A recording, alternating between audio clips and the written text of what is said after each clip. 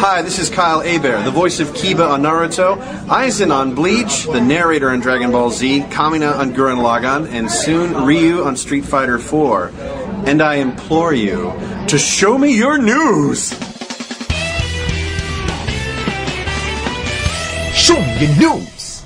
And now, coming through your speakers and into your ears is the gaming podcast that you all know and love, with hosts Youko and SamuraiPanda. It's Show Me the News!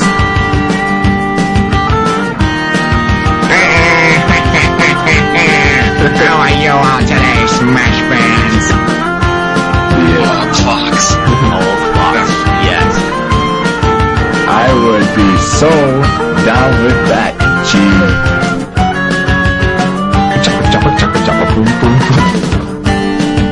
That's either your mic or goddamn, you have one hell of a scary deep voice. Maybe I just have one scary deep voice. Dang, skipping! Yeah! On the internet cowboy thing with elephants. That's exactly what I figured. Show me your news!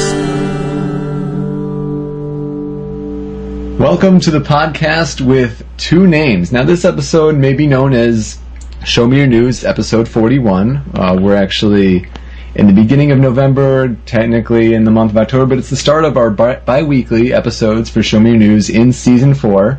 We're starting with a Smash debate format, and then in the next, bi-weekly format that we alternate on, we do our gaming news discussion, and like we've been doing for the past few months. But also it is known as the first episode of the official Smash Backroom podcast, and we're looking for a name for it, but that's the general idea. It's where we have, brawl debates with, some of, Super Smash Bros. Brawl's top pros. And the Smash Backroom, for those who don't know, is a collection of, the game's best players, and it's a knowledgeable collection of highly skilled players who contribute to the community and basically help improve the competitive scene. So yeah, this is our first episode of this, and technically it's also Show Me News 41. So our topic today for this Smash debate is the banning of the character Metaknight. And we have a pro-ban side and an anti-ban side. We have two members on each side. So let's see, on the pro-ban side, we have one of the members is Overswarm. Overswarm, introduce yourself, please. I go by Overswarm. My real name is Evan Downing. And I've been playing Smash for a long time. I got into Melee after being in the Halo scene for a little while. I didn't try to play professionally in either. I played Melee mostly for fun at first, and then prepared for Brawl. And then when Brawl came out, I went headfirst into it and decided to practice and get pretty good, and it's worked out well so far. Mm-hmm. Also on the pro-ban side is, it goes by Edreese's PCs. Hi, I go by Idris. My real name is also Idris. And I started playing Melee right after TG6. And I used Peach in Melee. I had pretty good success. And I wasn't looking forward to Brawl originally, but I turned out to like it a lot more than I expected. And I used Peach in Brawl too. And I'm here because I do believe Meta Knight should be banned. And I'm from SoCal, and that's me. All right. And now on the anti-ban side, starting out, is Alpha Zealot. Hey, I'm Alpha Zealot. Full name's Chris Brown. Been playing Smash since about September 2003. Coming around there was my first tournament. In 2005, I started working for MLG, so I'm all this content you see on MLG, put that up there for you guys. That's pretty much it. Alright, Alpha Zealot, I apologize. Not the only one that does it. Alright, and rounding out the group of four, also on the anti-ban side, is Umbreon Mao. Hi. My name is Max. I've been playing tournaments since 2002. That's about it. Alright. So let's see. The first subject that we should discuss regarding the... You can explain my position yet? Oh, yeah, that's right. We also have SamuraiPanda. Yeah, hey guys. I'm the neutral in this debate, so they're actually going to be trying to convince me whether or not Mennonite should or should not be banned. I have not voted on a single poll so far. I have not made a definitive position anywhere. And I'm hopefully going to decide by the end of this debate which side to choose after this. But we'll see. It'll be interesting. I apologize. Things might be a little loose. It's our first time trying to structure this highly formatted debate setup. So I think the first talking point that of course I'm Yoko, and I'll be the moderator of the debate, more or less. Basically just presenting the different topics, not necessarily contributing to the discussion, but more of just trying to keep things under control and in a general time frame. But we'll see how that goes. The first topic we're trying to discuss is Meta Knight's tournament dominance. And obviously you guys can take it from there. We should do some kind of coin flip, whatever. Oh yeah, here, I got a coin right here. So, let's get one of the teams. Overswarm, call it. Heads. It is heads. Alright, so Pro-Ban gets to start first. Yeah, you guys get 5 minutes to present your point. The anti-banners should not say any rebuttals in the middle of their time. They'll get their time to try to rebut the case and Pro-Ban. The 5 minutes we need, we really only need 5 seconds. Mennonite's dominant. That's it. We see his dominance using. Look at Ankoku's chart. He has way more points, way more wins than anyone else. You can actually go down the list and say how many combined till we reach where Meta Knight is. He wins. Everyone can find a region that has 1 or 2 Meta Knights that are decent. And say, oh look, you didn't make the top 3. Everyone can look around and find a tournament where there's a Meta Knight for maybe 3/4 of the spot in the top 10. It's not hard to find anecdotal evidence, and the fact of the matter is that when you zoom out and you look at the scope of all tournaments, Meta Knight is dominating across the board. And a lot of people focus on the idea of larger tournaments having more merit, and this is true because that's the top of the metagame. They do hold more merit, not all of it. Small tournaments are important as well, and if Meta Knight completely breaks smaller tournaments, then we won't have large tournaments. But larger tournaments, we really only have had Fast 1, Axis, and Hobo 11, and it's been increasing since Fast 1. The amount of Meta Knights taking the top spots, and at Hobo 11, there was a Meta Knight in every single spot that got money. Every single one. There are no ways you can really skew the data unless you're looking at something specific. National tournaments show a rise in Meta Knight dominance, not a fall, and this is with the best players around. And a point that could be made against this is, well, all the best players are using Meta Knight, so that's the only reason that Meta Knight's winning so much, and if that's the point, then who cares? There's a reason the best players all play Meta Knight. They all pick him up. Even Ozm just says, well, I use Meta Knight when I have to. And I like to point out something it can't be measured on Koku's list in terms of Meta Knight's tournament dominance, and that's people who use Meta Knight for a match, maybe one match to get over like a matchup they can't handle, and I think that's a very significant. Can you hear me? Yeah. Mm-hmm. Go ahead. Okay. Yeah, so I think that's a very significant measurement of his dominance. The number of people who might counterpick him for a match or two in the tournament, not necessarily top 5 or Meta Knights. Maybe the guy who got 17th used him for a match. I think there's a lot of people who use him at some point in the tournament. And to kind of go along with that point, at one of the Midwest tournaments I went to a while ago, I saw a Mario player going through the bracket, which was surprising because he was playing Mario, which means he picked a main that he liked, practiced him, got better, and actually made it out of pools into the bracket and was a decent way in. Because I refuse to watch low-end bracket matches I've got other things to do. I saw this guy play, and I was like, wow, I'm kind of impressed with this Mario. I sit down to play him, and he knows who I am. He knows who I play. We have 1 minute left, just note. He picks Metaknight after I pick Metaknight, and I say, I'm looking forward to playing your Mario. He picks Metaknight, and I just kind of look at him, and I say, well, why'd you do that? He goes, well, you have to. And I played the kid Mario later, and he was right. He had to. He did better with Metaknight than he did with Mario. I asked him how long he's been playing Metaknight. He said, I don't. There are a surprising number of people that pick up Metaknight just for specific matches or just for Metaknight himself. That's the definition of dominance. When Metaknight comes in, he changes the field. I have a quick question actually about that. You said is our time up? Yeah, 5 minutes are just about up. You can make one last quick point though. I was gonna say, it may be true that people might counterpick with a good character just because he's a good character, but I think people do that specifically with Meta Knight more than other characters. Like, I don't see people pick up Snake or Game & Watch as a secondary to take care of matchups because they figure Meta Knight will just do it better. Okay. Anti-ban, you can ask questions of the pro-ban side, or you can state your case, or you can do both. 5 minutes start now.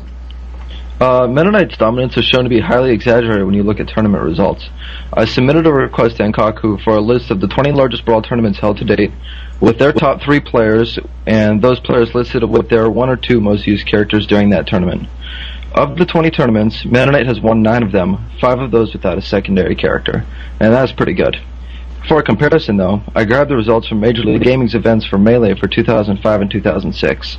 Out of 20 tournaments, Marth won 11 of them, 9 of those 11 without a secondary character. This shows that Meta Knight's dominance is overstated when compared to another relative game. Now, we can argue that the best Marth players, Ken and Asin, have skewed those results, but the same applies to Brawl, where we have the same repeating players, Mutaking and Superfly, over and over again. As a community, we've been through this before, and frankly, it's old news. But another part of this debate is that when you go to a different region, as we've stated before, that there are other multiple dominant characters that we've seen. I guess the Midwest, it's Game & Watch, and over here on the East Coast, it's D2D. But other characters can flourish in the environment, also disproving Meta Knight's dominance. Adding on to that, I'm kind of wondering about some of your statistics for Brawl. I mean, you mentioned fast, but I think the only Meta Knight that really placed well there was actually Mewtwo. He had to switch to DDD for some of his matches. Moving on to that and kind of tying into what Mal was saying, you mentioned in Koku's list as if it's like, hey, look, Meta Knight's 2 times the next best point person. Just based on the way Enkoku does his results, the most dominant character, the best character in the game, is probably going to be roughly where Meta Knight is. I ran through all the MLG tournaments from 2006 to 2007, and Marth was almost double the next best character, and the next best character was barely Falco, because Ice Climbers was also right on his heels, just because there's one really good Ice Climber that keeps placing well. So you can't really just look straight at Enkoku's data and say, oh look, clearly this is Meta Knight, he's dominating all over the place. You have to look at the whole spectrum. If the best character is Meta Knight, and no one's disputing that, that doesn't mean other characters aren't being competitive. I mean, that he's only double doesn't, it's not an indication that he should be banned. You can really pull it out with other characters still. Time is halfway through. Alright,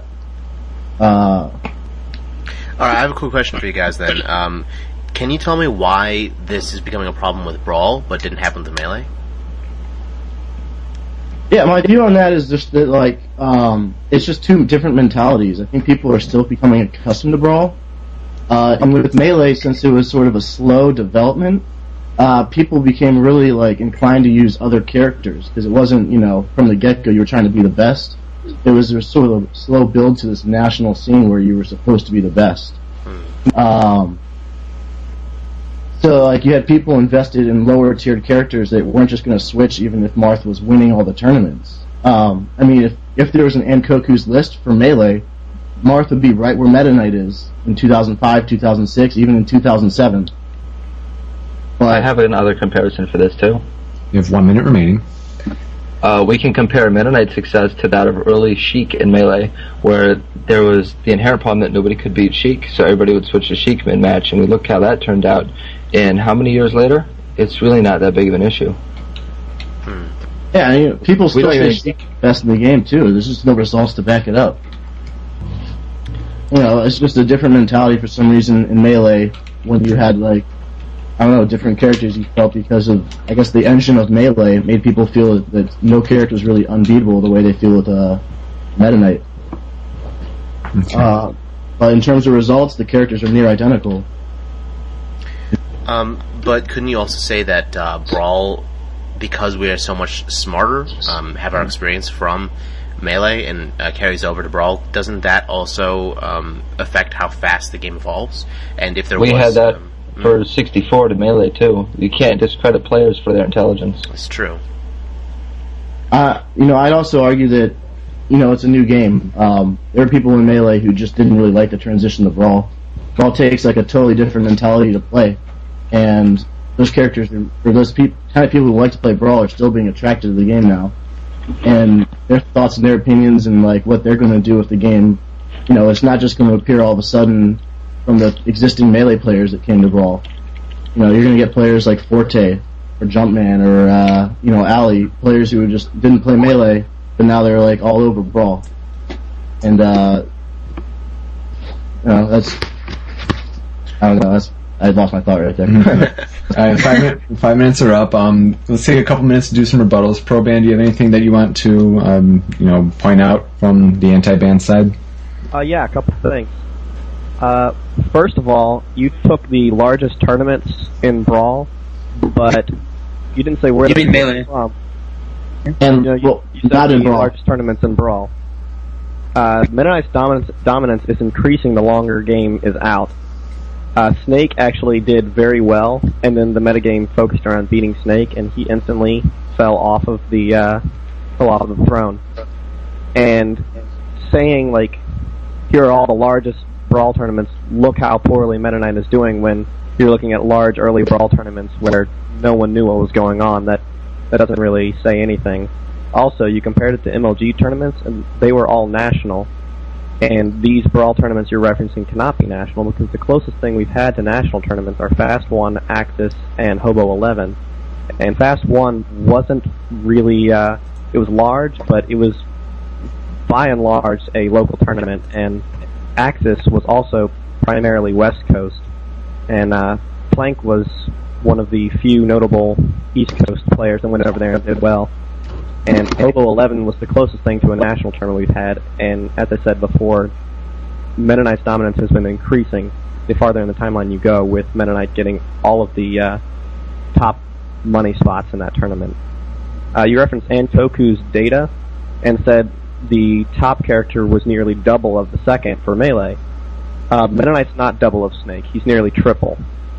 This is a large difference, and again, these are all tournaments. Every single one that's given to Antoku, as long as it's a large enough size. You mentioned Sheik dominating. Sheik was dominating in a youthful community that didn't even carry over Z canceling from Smash 64. People didn't L cancel or shuffle. Shuffling was an advanced technique. Most players. Chain grabbing was nearly unheard of. People really didn't know what was going on there. The Ozin of now, going back to the Ozin of them, would trash that Ozin. We were a very youthful community, and we didn't know what was going on. It took a long time to figure out how to advance our game in Melee. And Sheik was beaten in Melee, and so I can see how someone would think, oh, well, Meta Knight just needs to be beaten, but Sheik was beaten by technical breakthroughs, and we're lacking those in Brawl. Like I said before, Brawl is a game of options, and the winner is the person who has the most options.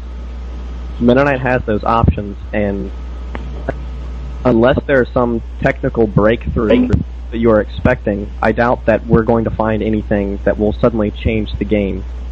And if that is what you're waiting for, that's fairly irrational because we can only live with what we have right now. You can't say Metaknight shouldn't be banned because eventually, maybe, someday, something we have no idea whether or not it exists will come back. Not to mention that Brawl, unlike Melee, was purposely designed to prevent from these kind of breakthroughs happening. So I don't think it's realistic to expect that kind of metagame change that you saw in Melee. Thoughts, anti-ban?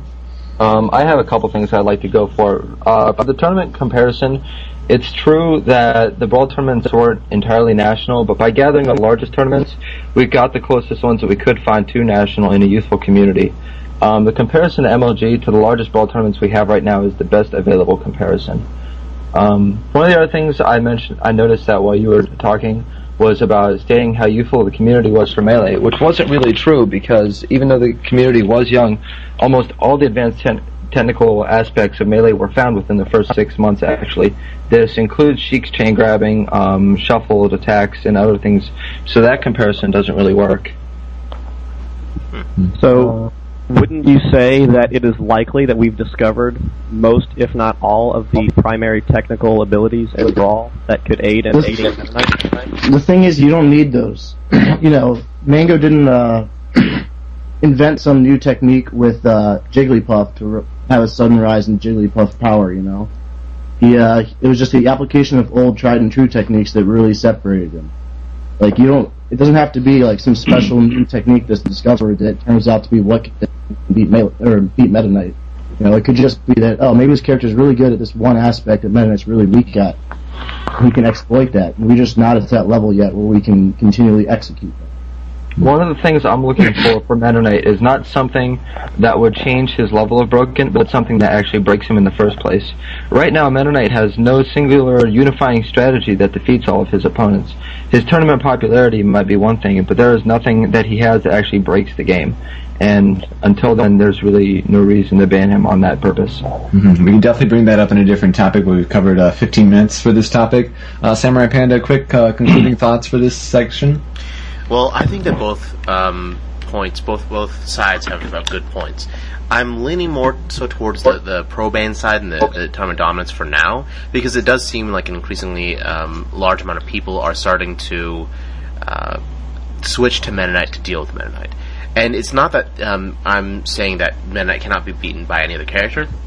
It's the fact that it's the popular thing to do now.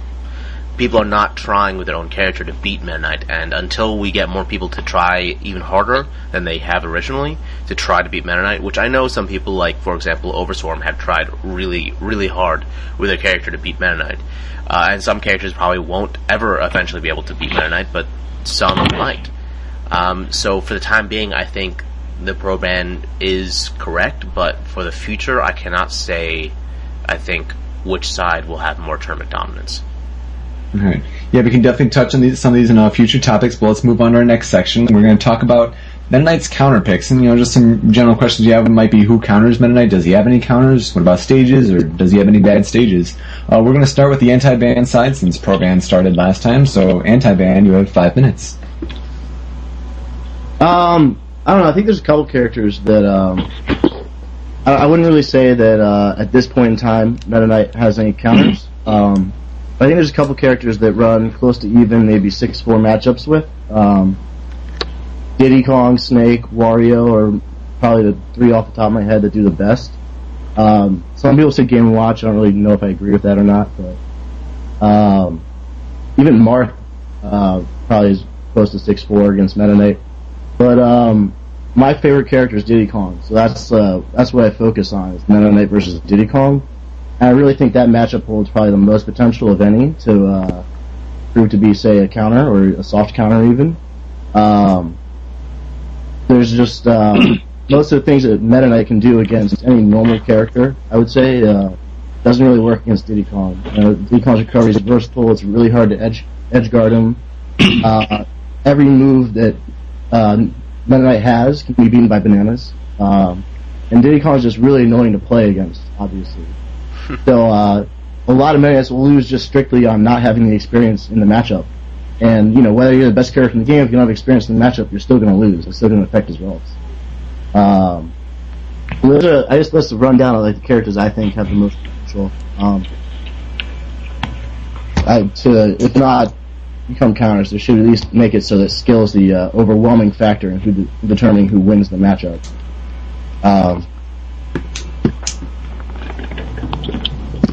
Now?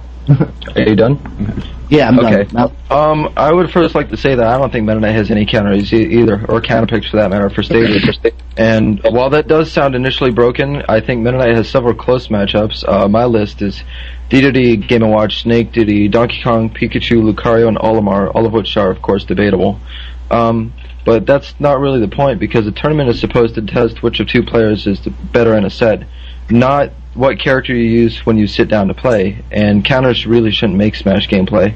I mentioned before with Dedede that most matches against Dedede are decided by what character you pick and blind picks, and I think this ruins Smash gameplay more than anything. I don't think this applies to Meta Knight though, because while some characters don't do so well against him, there are several viable options that you can pick up and learn to defeat him in an actual set without having to resort to a counter.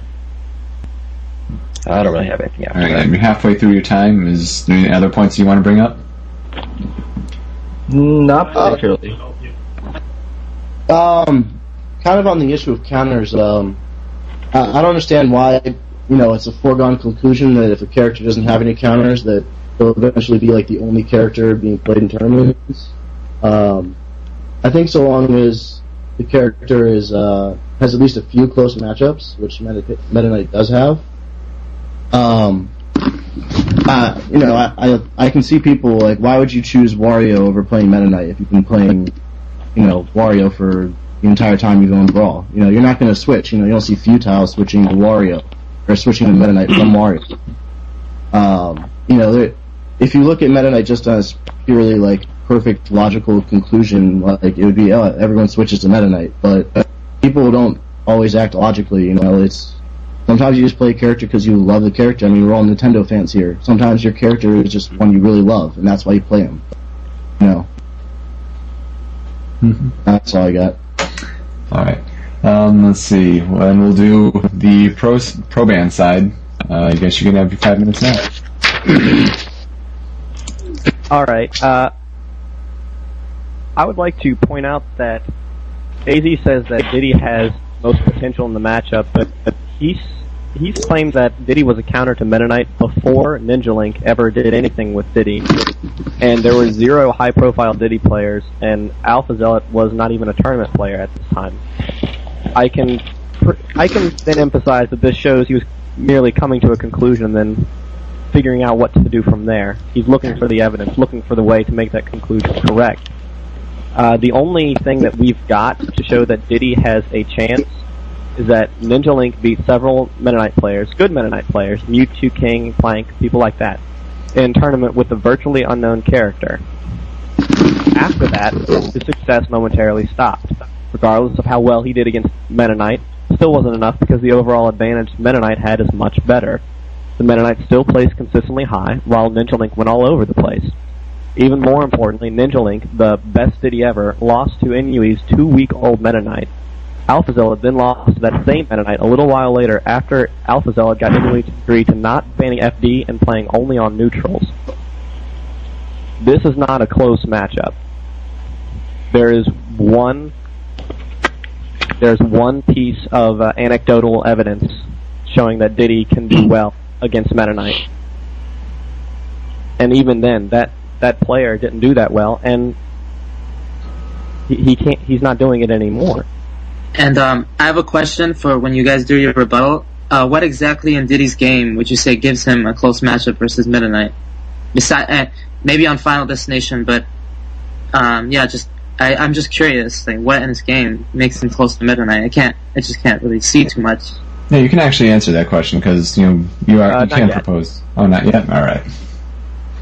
Everyone that has tried has failed. Every single one. People have been trying, but the character heroes have left. You listed off Dedede, Game & Watch, Snake, Diddy, Olimar, Pikachu. These people don't counter Meta Knight. If they did, we would see a surge of these characters in especially places like Texas where Meta Knight is everywhere.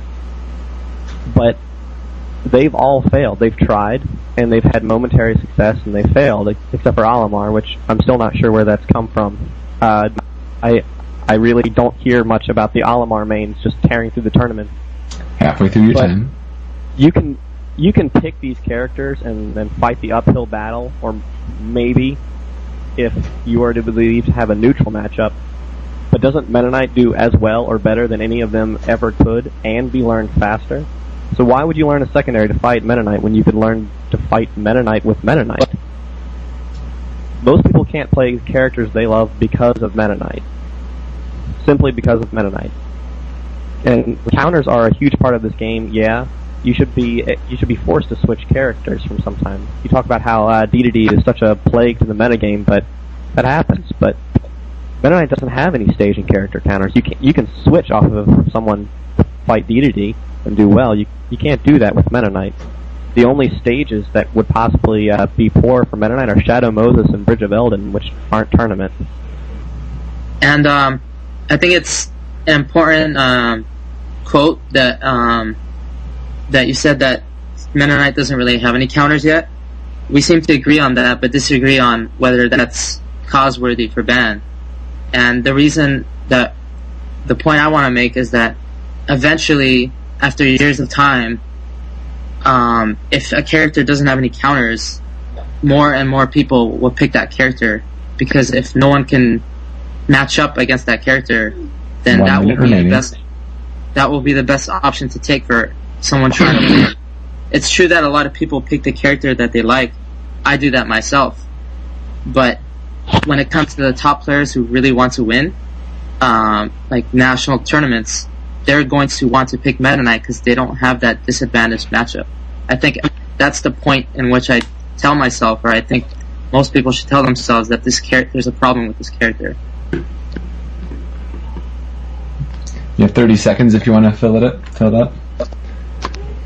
Hylian is one of the best Game & Watches that we have in the United States, and he puts the matchup in Meta Knight's favor. Most top players do this with their main. Go through the character boards, or I am the actual top players, and you do not see we're destroying these Meta Knights, except for at the Yoshi boards, and there's that list. All right. Anti-ban, you have a few minutes if you want to start rebuttal with. Okay, first let's start with the necessity for counterpicks. And you say that Meta Knight players will only counterpick other Meta Knight players with this character. For a relative comparison, who counters Melee Fox? Because I don't think we found one of those yet, but I haven't seen everybody switching to Fox yet. Would you like us to answer this now, or? Go for it. Yeah. There's a difference between saying Meta Knight destroys everyone and Fox does well against everyone, because you say pick a counter for Fox. Some people would argue Falco. Mewtwo King himself argues Falco counters Fox, and we've seen exactly what Marth can do. There are more defensive options in Brawl. You don't have the 0 to deaths that you had in Melee. While Fox, other characters could dish it out to him too. We've all seen Bum just destroy Mewtwo King's Fox on Final Destination with 2 0 to death combos in the same game.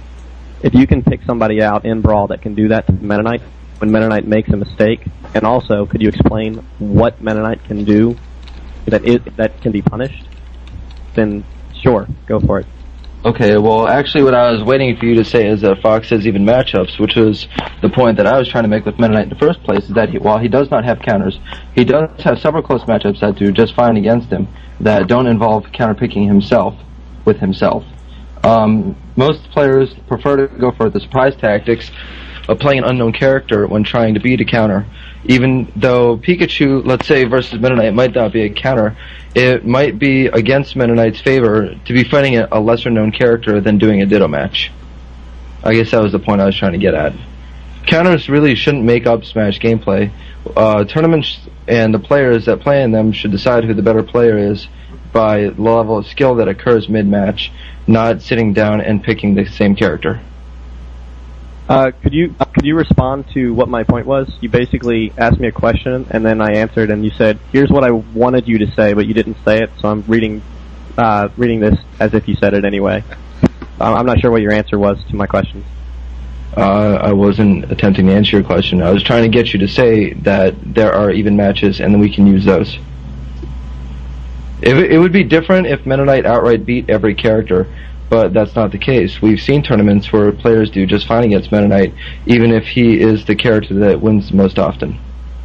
What I was saying is, like, so long as if the character is close enough so that skill is the predominant factor in determining the winner, then you'll see those other characters in tournaments. If I felt that Metaknight beat every character outright, yeah, I would want him banned too. But that's not what we've seen.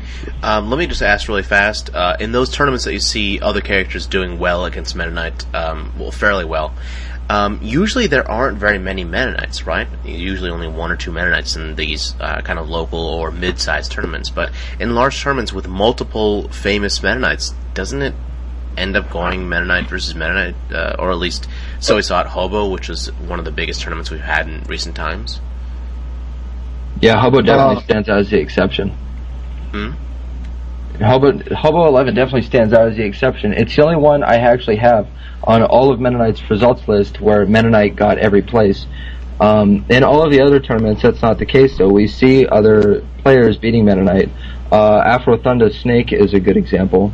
And there are several DDD players that are showing to be equally dominant as Metaknight. I think most of Metaknight's dominance comes instead from our players, but we can address that later. There's a strong difference between the people that aren't maining Metaknight and doing well, and the people that are maining Metaknight and doing well, and that's the people that are maining Metaknight are traveling. Afro Thunder doesn't leave Florida. Bum doesn't leave New York. The Metaknights do, and they still win everywhere. Well, as in Chillin and DSF travel. DSF plays almost exclusively Metaknight now and is pro band. Yeah, I'm saying the only people who travel though, they've always been travelers. Is what I'm saying. Like, they're the best players. They're the best in Melee. They travel a lot from Melee. And they do the same thing in Brawl. How do you suggest we fix this? Make travel available to other players? It's kind of it's mostly speculation. We can't really go anywhere with that. Well, yeah, if they travel, then we can't see how they fare against like the top Metaknights, then, right? Which is also the reason we can't make the argument that we know that Mewtwo King would beat Futile's Wario. We don't know that. We need some real national tournaments before we can make these sort of interpretations. Our data at this point is just like we've got Fast and we've got Hobo and a couple other tournaments like where Axis, where Plank is the best player from the East Coast at the times.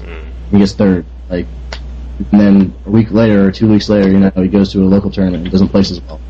But the one thing I want to add here is that the data we do have for national tournaments point to Metaknight's dominance. The national tournaments that we do have point to his dominance, and I don't really see an exception in terms of national tournaments. I would believe our national tournaments point to the dominance of Mewtwo King and Superfly before they point to Metaknight. That's an interesting point. That's our next topic that we'll get on. But Samurai Panda, concluding thoughts for this section of counterpicks? My concluding thoughts are I'm leaning more towards the anti-ban on this topic of counters, only in the sense that, only in the sense that we need more tournaments, period. The tournaments we have now have so many circumstantial what-ifs, so many, what if this guy did that? What if that guy came to the tournament? Where would he place? And it just seems like we need more evidence on that one respect. Like, if Afro Thunder really is that good against Metaknights, let's go see Afro Thunder in a tournament with some of the best Metaknights and see how he fares. If he doesn't fare very well, then that isn't true. If Futile loses to Mewtwo King, then that isn't true. Consistently, I guess you'd have to say. But our next topic that we're going to cover is Metaknight mainers. Is the reason that Metaknight is so good, is it because of just Metaknight, or is it because of who's using him? Are those who main him truly that dominant, or are people beating them? And how do they do without Metaknight? So we're going to start on the pro ban side. Your 5 minutes begins now. Okay, first of all, I want to say when the game first came out, the most popular characters were probably Sonic, Snake, Pokemon Trainer. People like these characters the most in terms of popularity of the character. And of Sonic, popularity, it didn't, everyone uses Sonic, but that doesn't mean that he's gonna get good. They can't, whether Sonic is popular or not doesn't give him, a really good recovery. Well, that's a bad example, but it doesn't make him a good character. The only thing that popularity can do is advance your metagame quicker, and that's probably a point you're going to make. But then my counterpoint to that is Snake. The Snake is a very good character, and he was even more popular than Meta Knight during the first few months of the game. And Snake drastically went down. And that's because the best players realized that Meta Knight was the best character, plain and simple. For example, my best example is DSF. He was using Snake, and he's one of the top players, and he realized Snake's weaknesses, and he switched to Meta Knight. So I think it's the best players are using the best characters, not the best characters are made because of the best players. And Overswarm can take over now. Alright, like you said, the best players are picking Meta Knights. That's not coincidence. The top players are not bandwagon. Like, they're not bandwagon people. But the top players are mostly playing Meta Knight, and they're winning. And I'm going to go outside of the bounds of this discussion and talk about people that aren't maining Meta Knight. There's a Maryland and Virginia tournament, choose bi-weekly. First place was Ozen with Marth. Second was Chillin' with Snake. Third was Chudette with Kirby. Fourth was Omni with MK.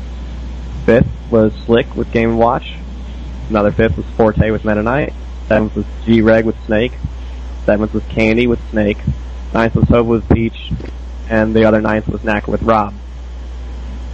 Ozen, Chillin', Chew, Omni, G-Reg, and I believe Knacker are all pro-band.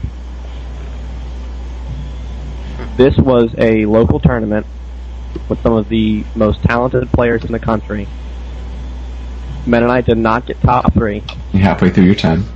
The fourth spot, the highest ranking Meta Knight, was Omni, who also believes Meta Knight should be banned. And this is an exception. And these are the only exceptions you see, because these are the top of the top. These are the best players in the world.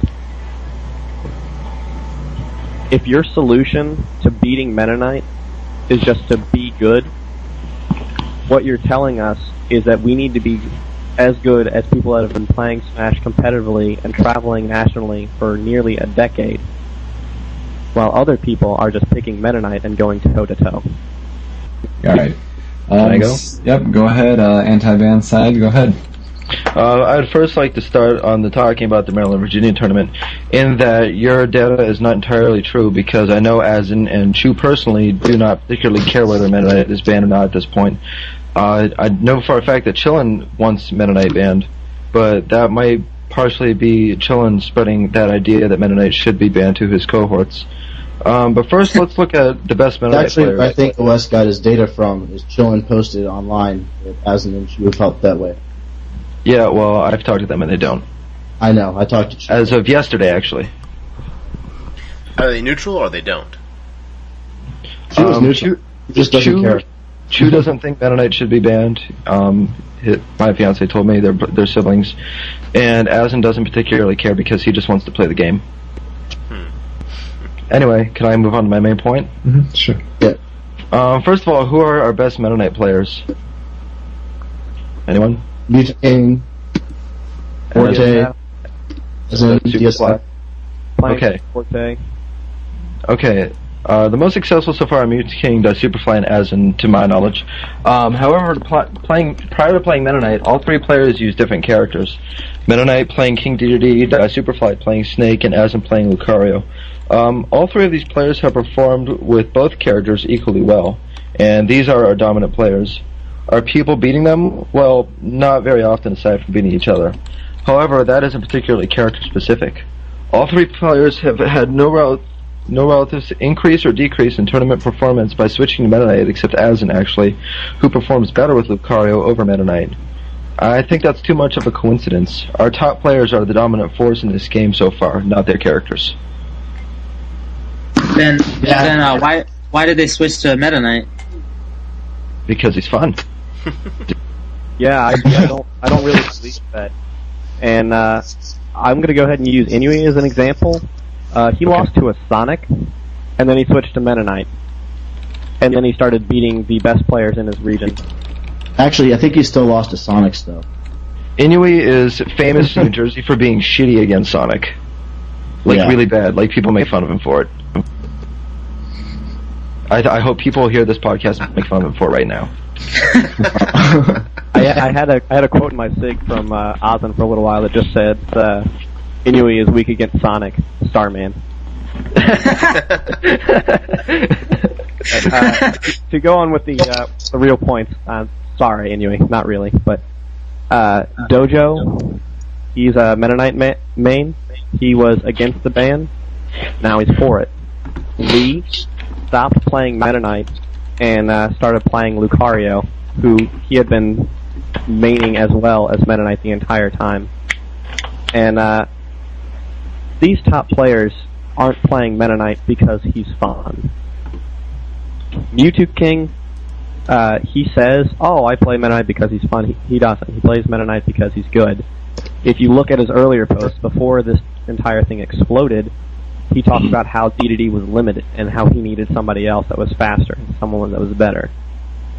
He didn't switch from Fox to Marth because Marth was more fun. He switched from Fox to Marth in Melee because Marth was so much better for him. Winning is fun.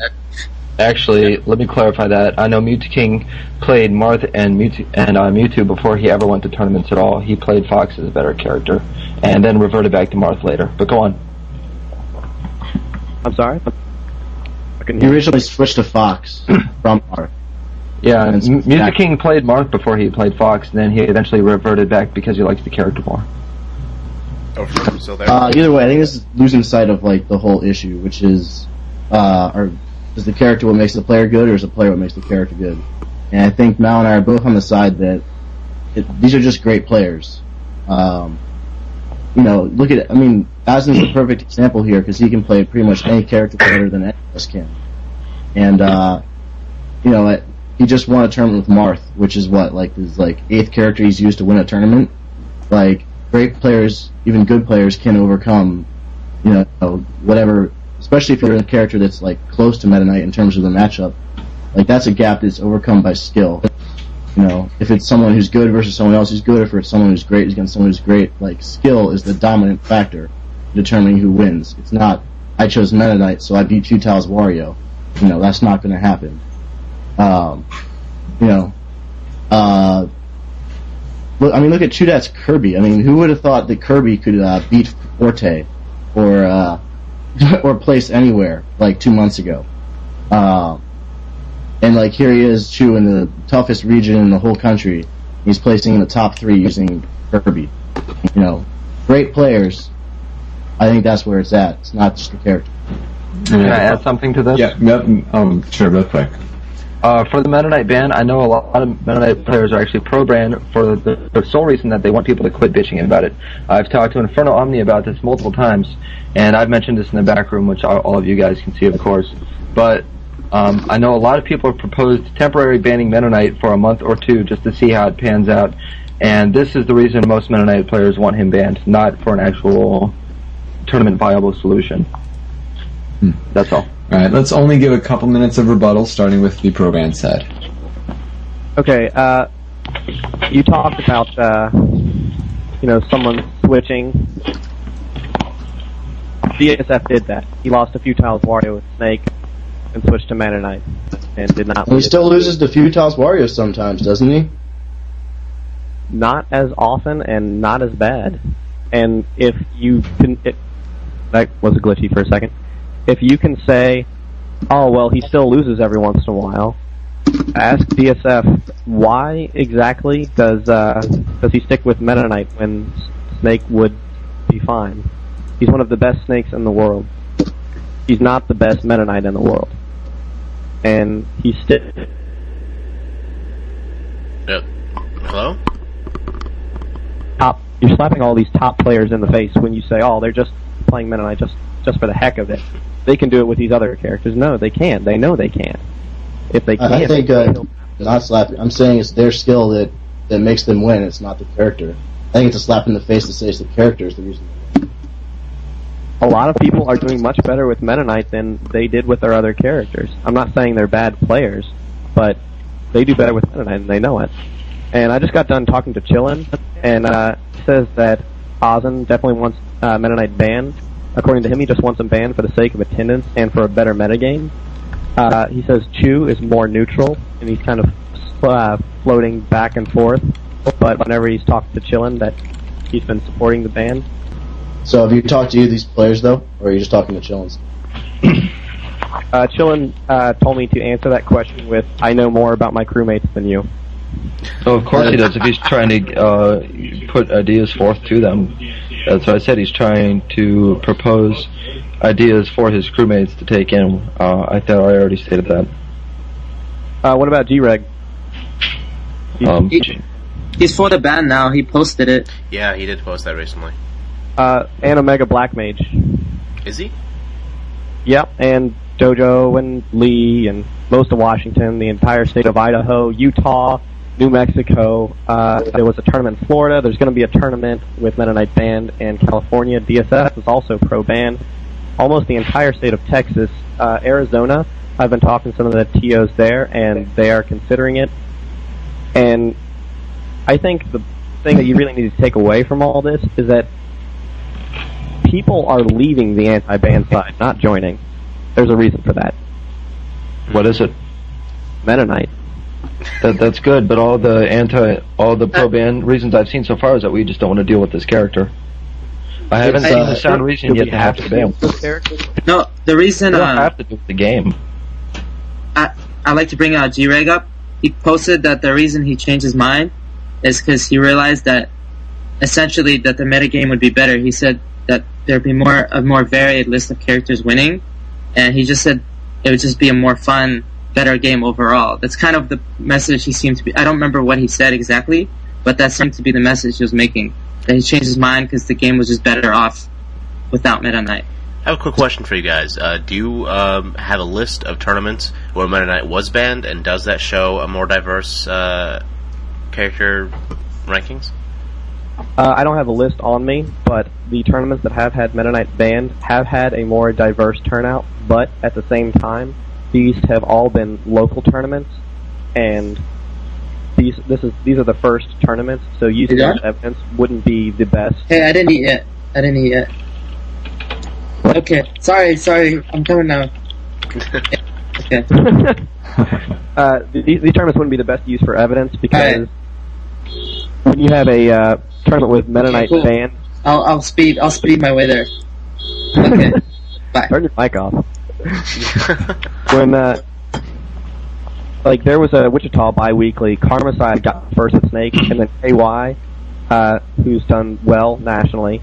He got second with Pit and Falco. Third was Ninja with Diddy. Fourth was Cloud with Fox and Marth. Fifth was Zeton with Fox. Fifth was Steeler with Pokemon Trainer, Game & Watch, and Lucario. And you can see that that's already more diverse than any other tournament we have. But at the same time, you can look at that and say, oh, well, this is early. Did Steeler really want to go Pokemon Trainer, or did he just think, now I have an opportunity to test Pokemon out? So, I think there are definitely a lot of points still floating out there, but we really have to move on. Closing remarks, Samurai Panda? This debate is really hard at this point. I see some great points by the pro-ban, and I see some great points by the anti-ban.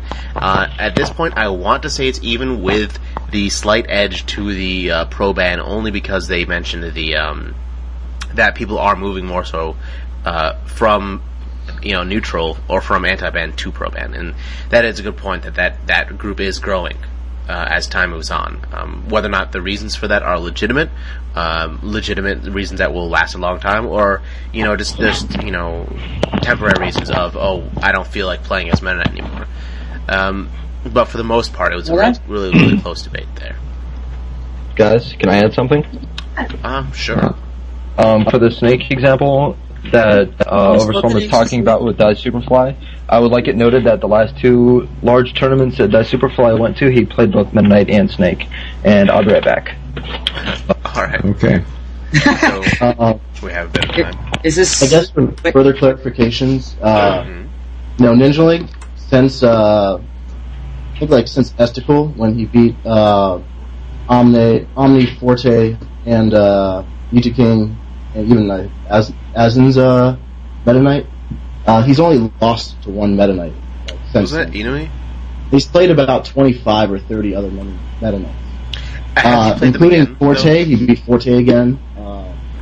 You're picking, like, he's so good you're picking out one or two examples in a matchup he's done dozens of times.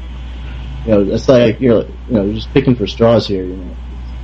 He doesn't lose to Meta Knight that often, and it happened once. The only reason you felt like some reason he fell off the map in terms of being a counter is because in Critical Kick at 4 he got 7th, but when he got 7th he didn't lose to Meta Knight. He lost to Seabricks and beat Forte's.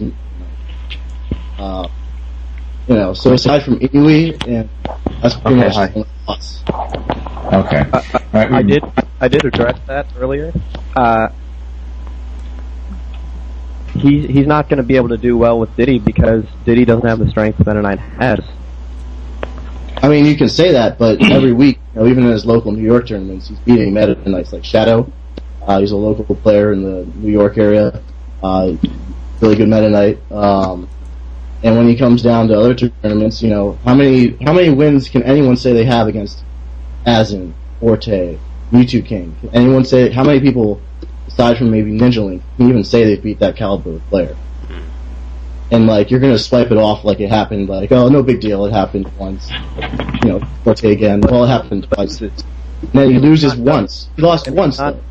No, he's lost more than once. Not necessarily to Meta Knight, but he's lost more than once. Meta Knight. That's what we're talking about.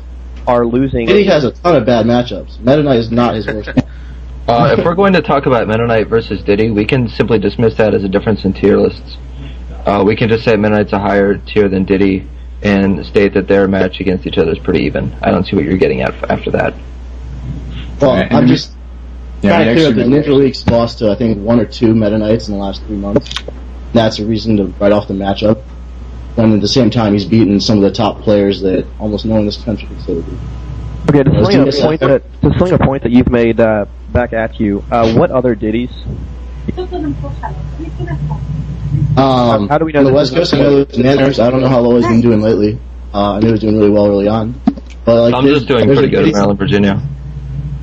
Yeah, Thumbs. I have to be going. I love you. I have to go. Don't leave me. Can I make one point before I go? Sure, go ahead, yeah. Okay. What I'm not saying is that Meta Knight is completely broken or unbeatable. The reason I believe he should be banned is because he's so much separate from the rest of the cast. Maybe not to broken build, but he's just so much better that the game shifts into focus about fighting against Meta Knight. That becomes the focus of the metagame. And I think it's better for the game for the focus to be about counter picks and matchups and playing the game overall rather than the focus on Meta Knight. And I believe that's enough for him to be banned because we've done this kind of same thing in the past where we decided we don't want the focus of Smash to be on items or avoiding items. We didn't want the focus to be on surviving random, explosions on stages. We don't want the focus of the reason people want him to be banned is not because he's broken and unbeatable, but because that's not the type of game we want the direction. We don't want the game to head in that direction, and that's the reason I believe he should be banned. So I have to go, but that's my point. All right, thank you. Oh, sorry, I was going to say, thank you very much for your contributions, Edries, and it was really great having you on the show. Thanks. Thank you. Yeah, I had a good time. All right, thanks. Don't fight too hard, guys. All right, take care. And that's real life. It definitely happens, and that's also what happens with having 4 guests on the show. Yeah. We really have to move on to our next point. It's our 4th of 6 topics, and it's about Meta Knight's moveset. What about Meta Knight's moveset is so good, and what are some strategies to beat his moveset, and can it be beaten? Which side? Who's going first? We are starting on the anti-ban side. Can I request that Overswarm goes first, actually? If he agrees. Go ahead. Awkward. I'm going to go ahead and let you go first, just because I want to see why you would want me to go first. Go ahead. Okay, well, I want you to go first because I was hoping you would state something in his moveset that is unbeatable, which I've been looking for quite a while, actually, and I haven't found it. You could do that in the rebuttal, but anti-bans have you do 5 minutes. Okay. So far I've seen that Metaknight's moves, what really stands out for him are his specials. His throws aren't all that, and his attacks are decently standard. I mean, they're pretty good. They're above average, but there's nothing particularly special about them. The things that really stand out to me are his special attacks. His side B is very hard to edge guard and impossible to edge hog. I've looked at this many times. It can't be done. His up B is punishable in that it's not weak to the front, but it's weak to above it instead. Not counting his frame 5, which is invincible, but if you attack Metaknight from above during his up B, it will lose pretty much every time. His tornado has the same problem in that you can choose to attack it from above, and it has little to no priority whatsoever. Even if it has good priority on the sides, it's still very beatable by other attacks too, which characters are finding all across for their own character-specific discussions. His dimensional cape, aside from the infinite stall, is fairly worthless, in my opinion. And his up B makes a good kill move, but it can be DI'd with little difficulty to survive. You need pretty terrible DI to die from it any time at a low damage, and it only does 8 damage and has a very predictable trajectory. I just don't see anything in his moveset that particularly stands out as broken or unbeatable. I was hoping you would prove me wrong, but I can't really add anything past that. I think what makes Metaknight just so good is pretty much every attack he has, like as an average, is amazing. All his aerials have like auto canceling built into them. What the heck? That's just like he has a top tier attack game, but nothing I see particularly breaks him or can't be dealt with. Well, that's what I'm saying. I'm just saying, like overall, like it's a combination of all his things that just make him a good character. I definitely think there's some characters out there. I won't harp on Didier. He's not so dominant that he's broken. I think Eju's even mentioned that he's broken, or he's not broken. And it's right. I mean, the reasons for banning Metaknight isn't his moveset or something about him broken. It's sort of these extra factors, like what it's doing to the community, or what the meta game could do without Metaknight. I was saying, like his attacks are difficult to deal with individually, and as a combination, I mean, you can just choose to deal with them individually and get the same effects. There's nothing in his moveset that particularly stands out as, hey, this character has to go.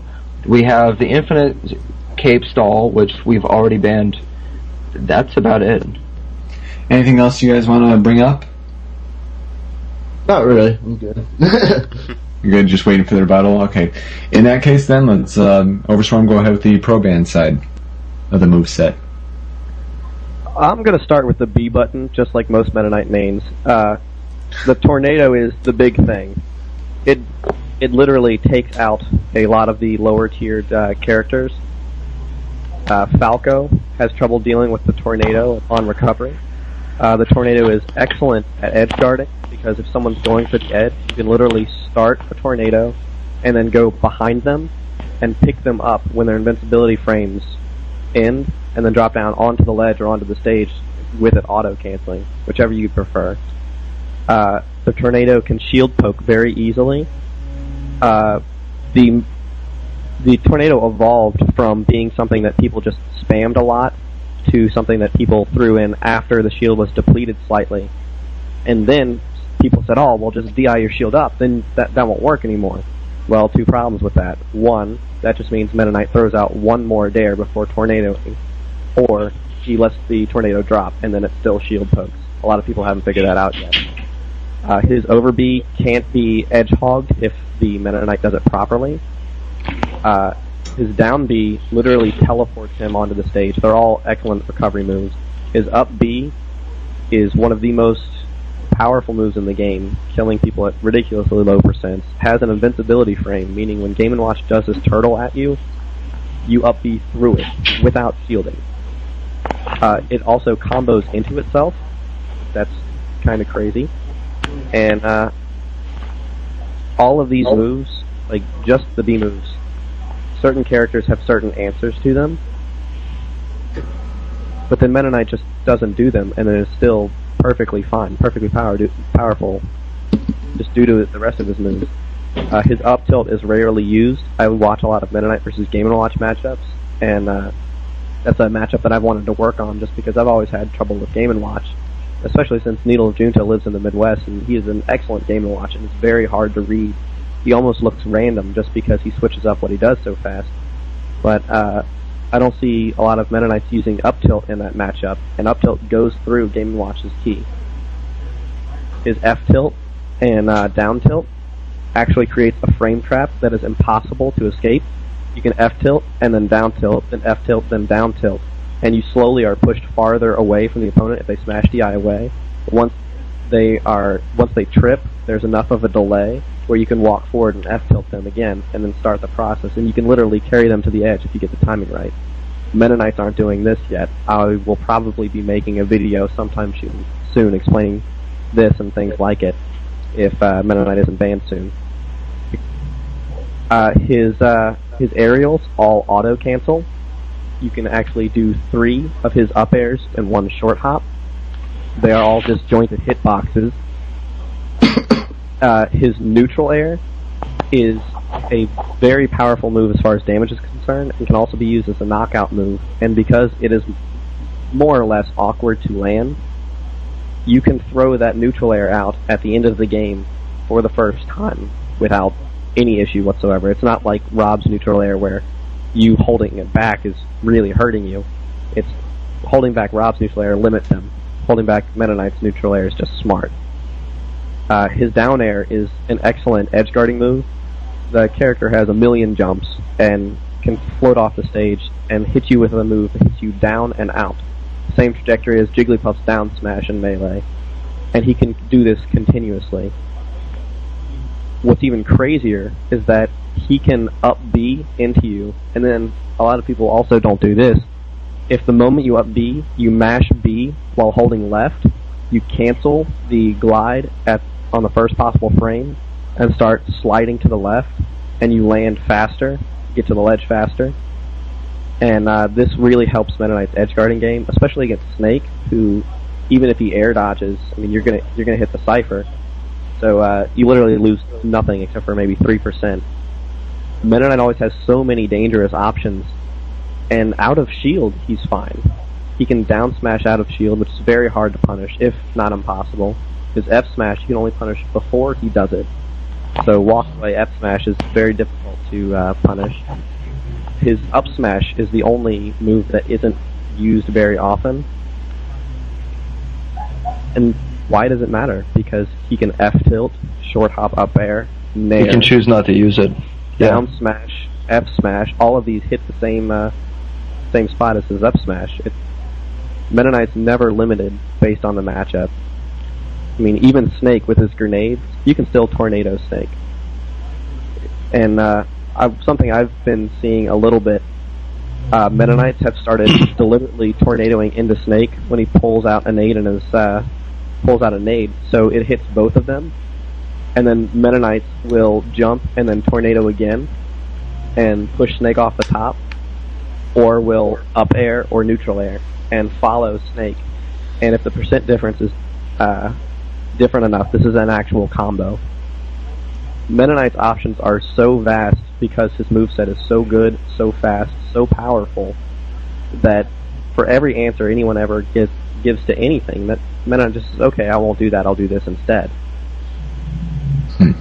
Have you ever seen a character dominate this much with his entire moveset? I mean, Melee Marth. Well, yeah, in terms of results, Marth. Melee Marth. Just replace up smash with side B and you get Melee Marth. Yeah, I mean, let's shift into some rebuttals for just a couple minutes.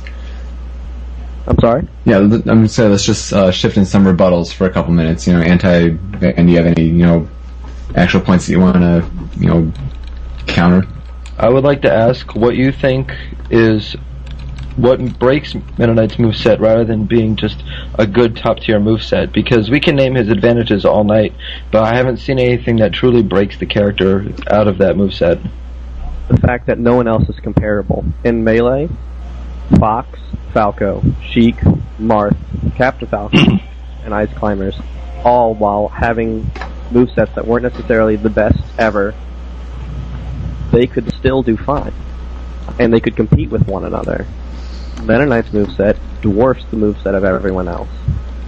And they could fight as equals, and Meta Knight does not have that.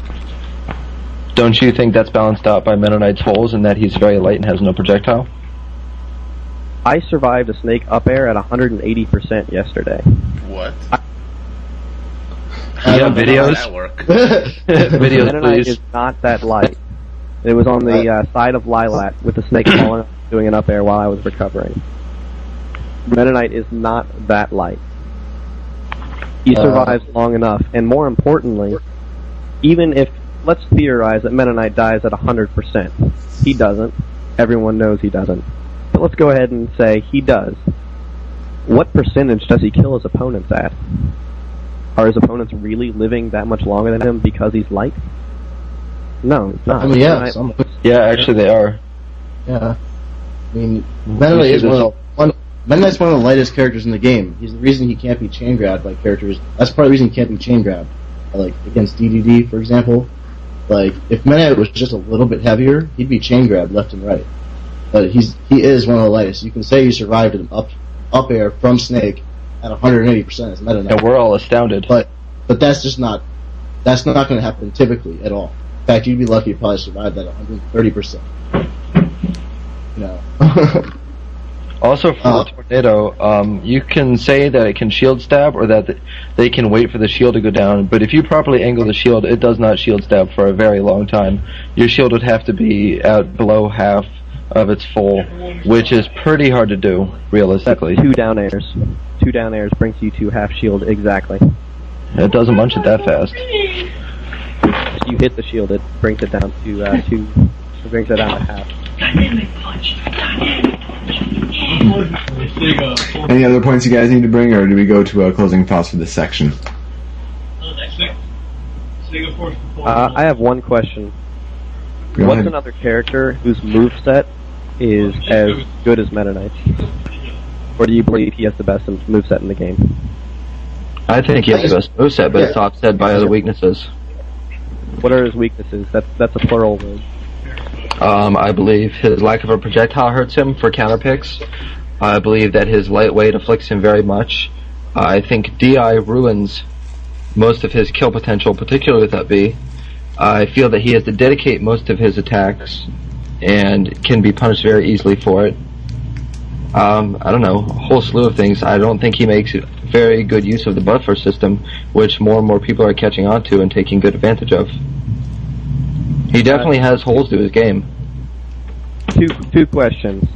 One, punishing Meta Knights what? What do they punish? I'm confused. I am also confused by that. What do you mean? You said that people were punishing Meta Knight, but I'm kind of confused. His attacks are dedicated. He has to move with his body to make any good use of his attacks. Even if they are disjointed, he does not have all that much range. His down air is a good exception because it can avoid shield grabs, but generally his attacks don't have a whole lot of range. You can play Meta Knight as if he has no range. Range is greater than Marth's forward smash. Yeah, so is Peach's down tilt. That's not a ranged attack either. His forward air and back air they almost double the length of his body if you combine them together.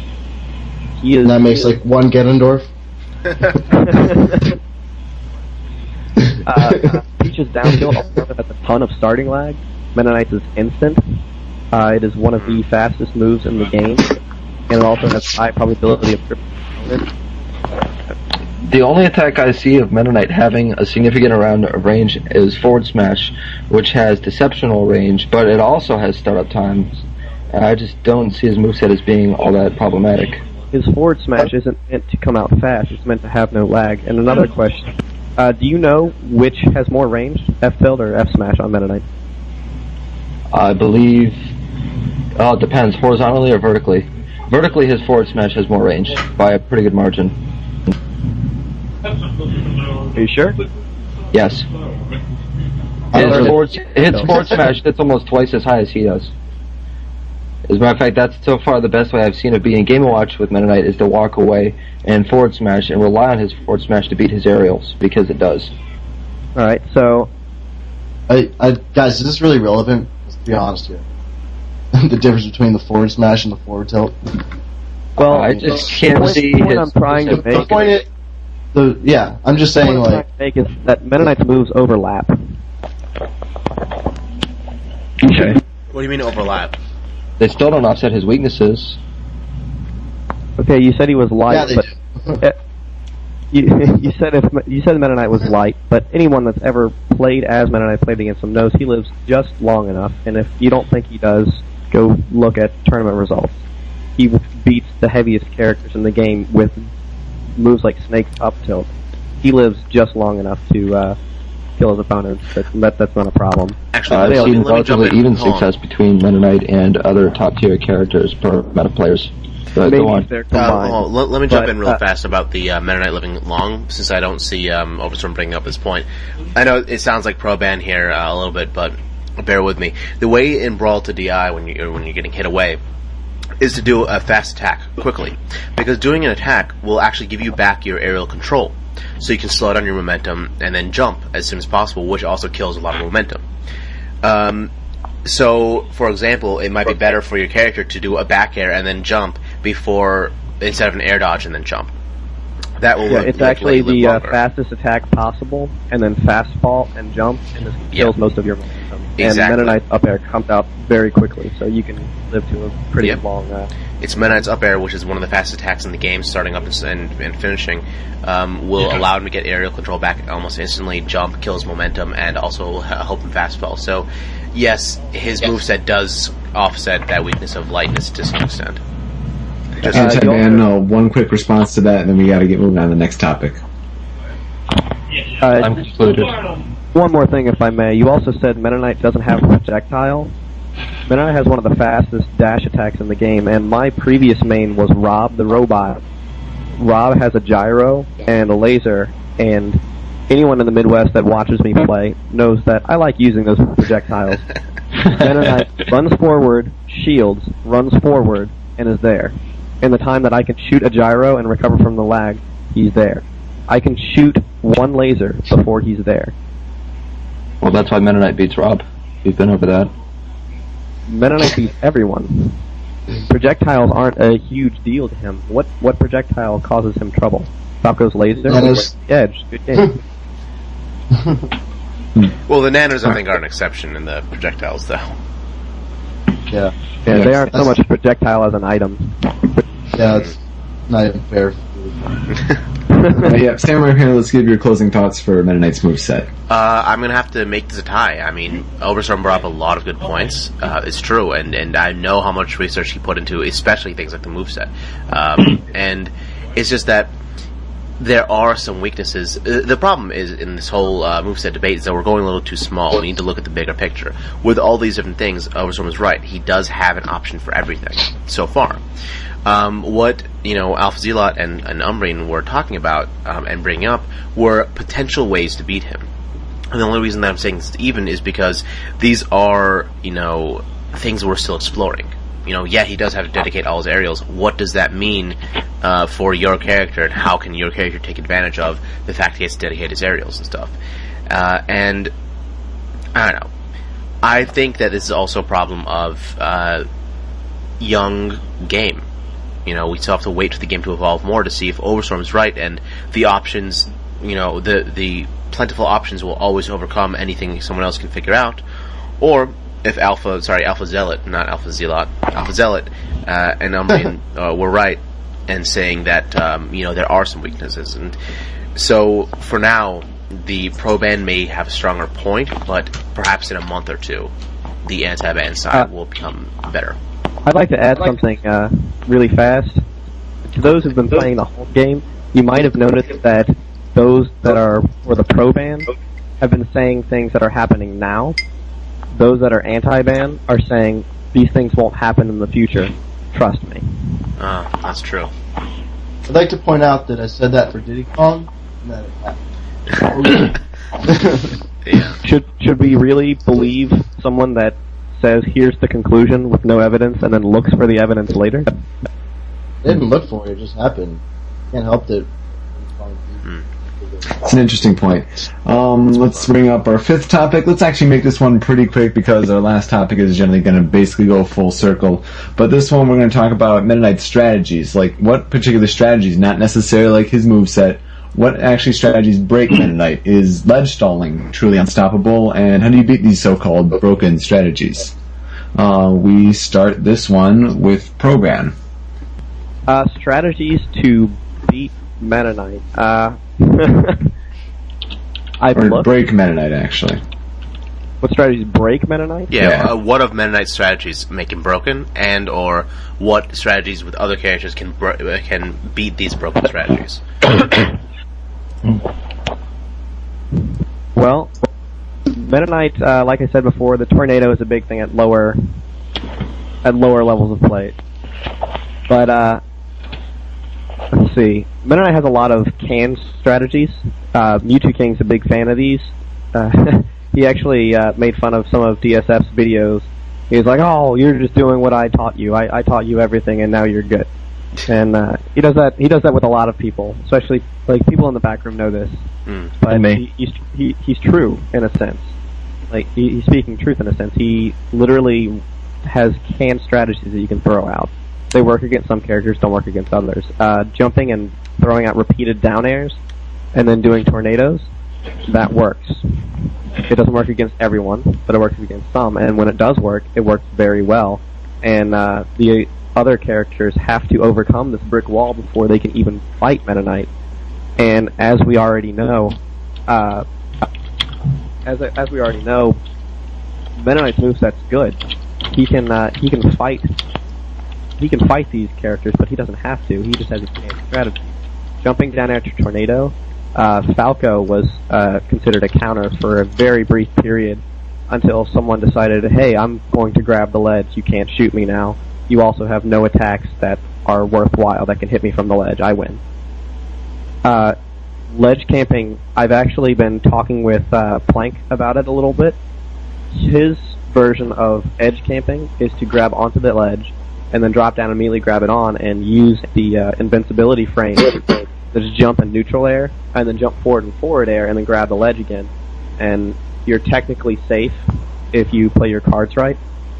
I have been talking to him about a new form of edge camping that I'm also probably going to be making a video for, should Meta Knight not be banned.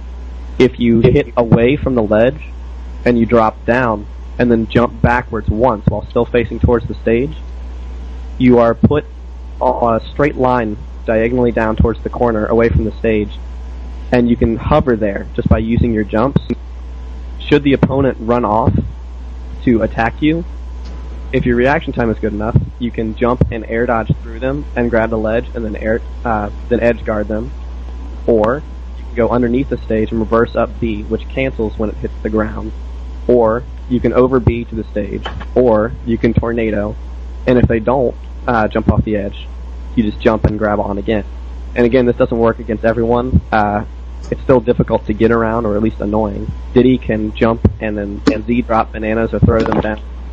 Snake can do the same with grenades, or you can nade strip to drop them. But Meta has a lot of canned strategies like this, and these aren't what break him. What sets him apart from everyone else is a combination of his moveset and the fact that these brick walls. Like I talked about the F-tilt to D-tilt frame trap. That works. It's irritating. It doesn't win games, but it helps Meta Knight. The down air to tornado doesn't win games, but it helps Meta Knight. The glide attack to short hop neutral air to F-tilt to jump and up B does 40 to 60 damage depending on how many hits you get in and whether you can do it or not. I think Youko King made that combo up a while ago, although it's a little hard to get off because you have to start it with the glide. Most people have figured out how to defend that by just using shield.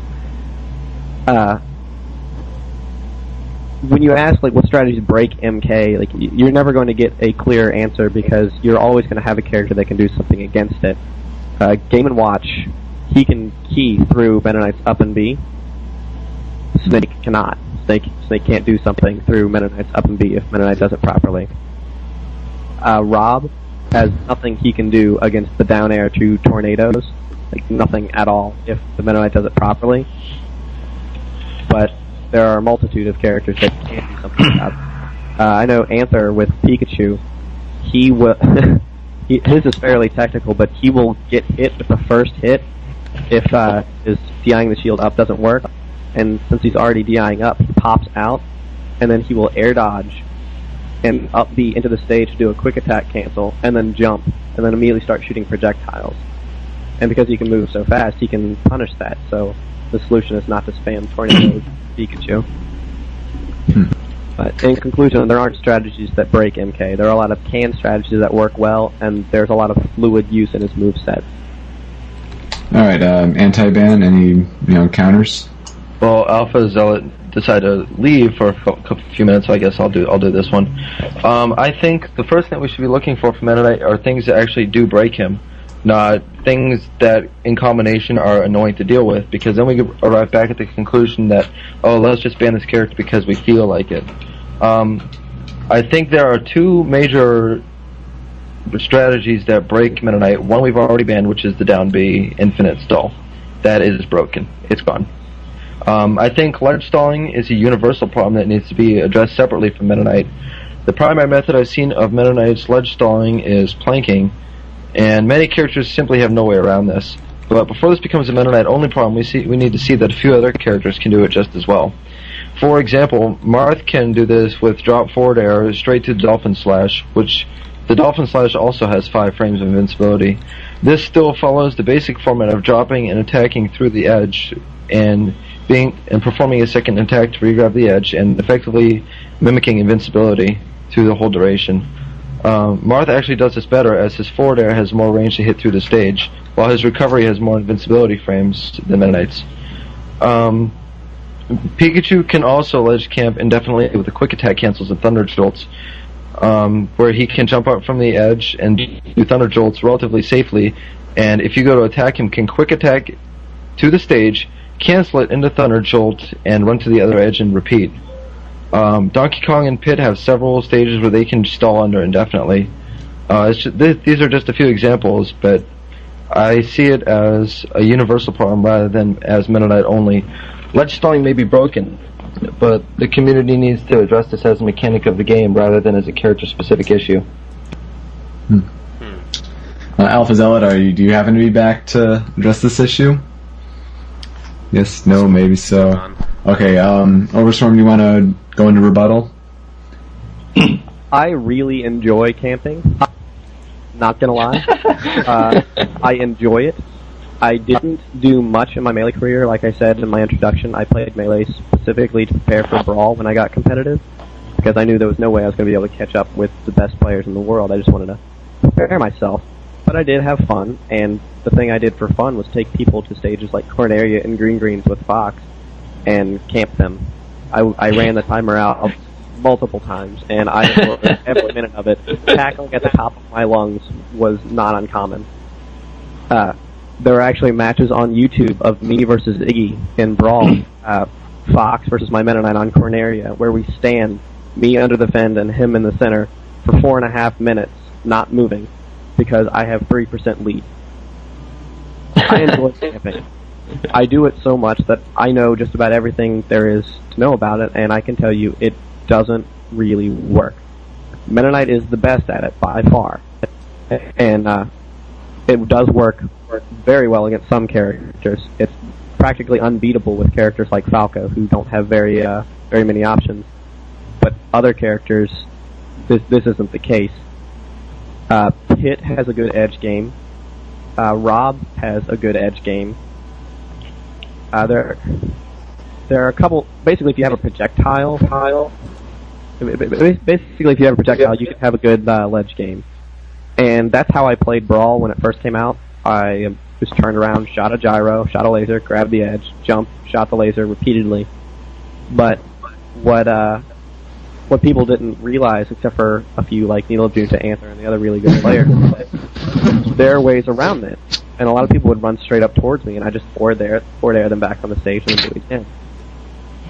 Every single character in the game, with the exception of Mennonite, has generally a failing edgeguard record. If you don't believe me, ask yourself how many times you get knocked off the stage, and then you have to come back and you grab the ledge. You almost always get back. Almost always. And even a more important question, how often does your opponent grab the ledge when you are recovering long before you get there and is able to still edgeguard you from the ledge? Hardly ever. You just up B through them. You're like, okay, now I have the ledge.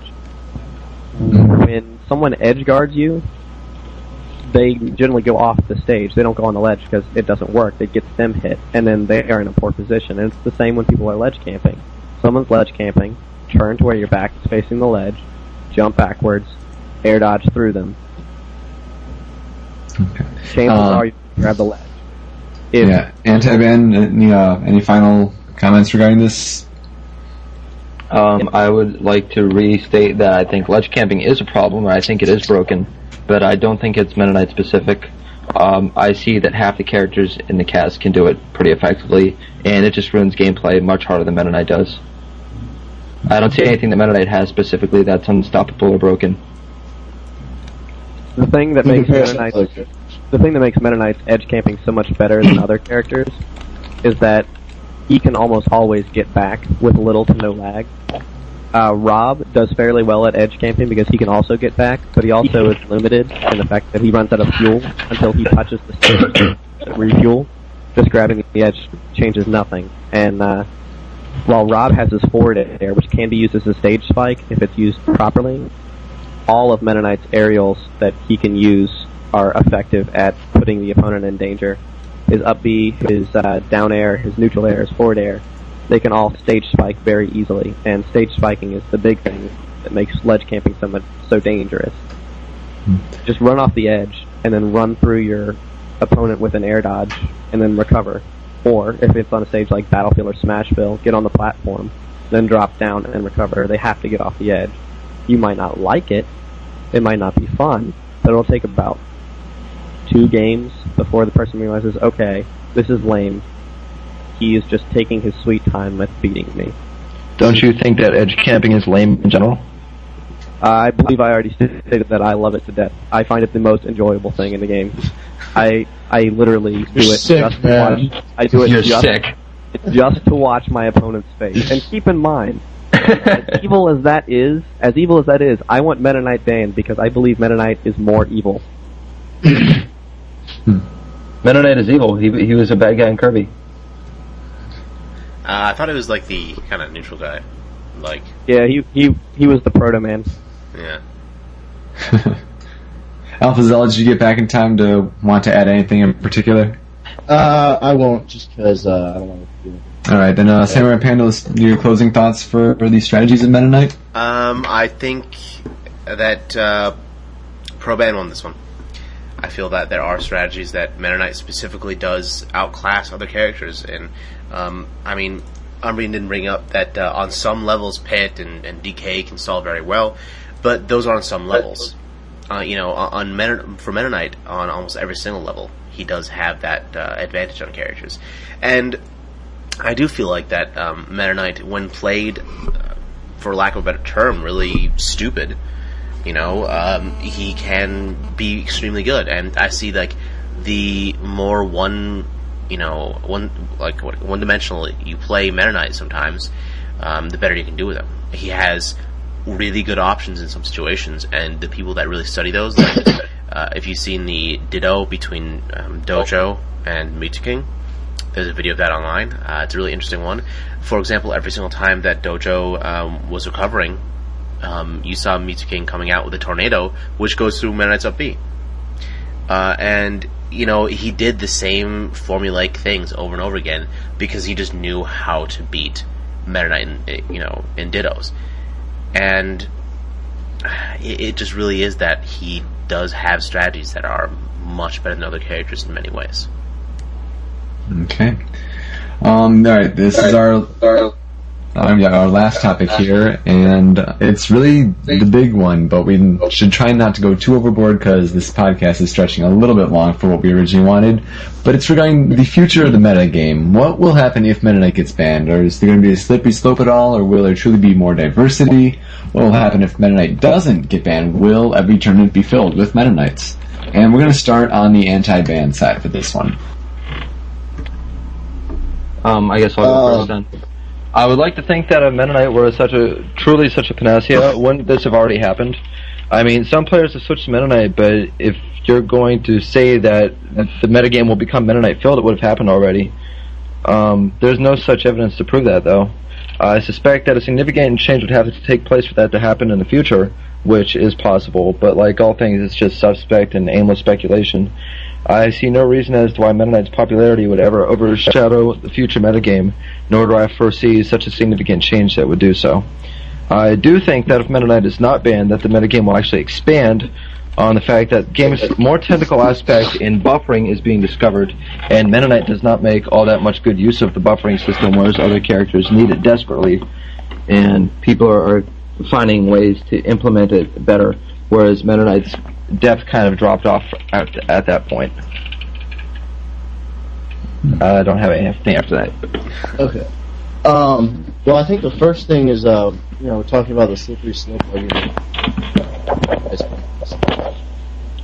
And, I mean, for that to first apply, we need to establish the criteria for banning Meta Knight. Because if you go purely by results, banning him right now, that's just not going to be a very good idea in terms of the slippery slope argument, because, we've seen it once before already with Snake. Meta's banned, how fast is it going to be until Snake has double to triple the next best character on Enkoku's rankings?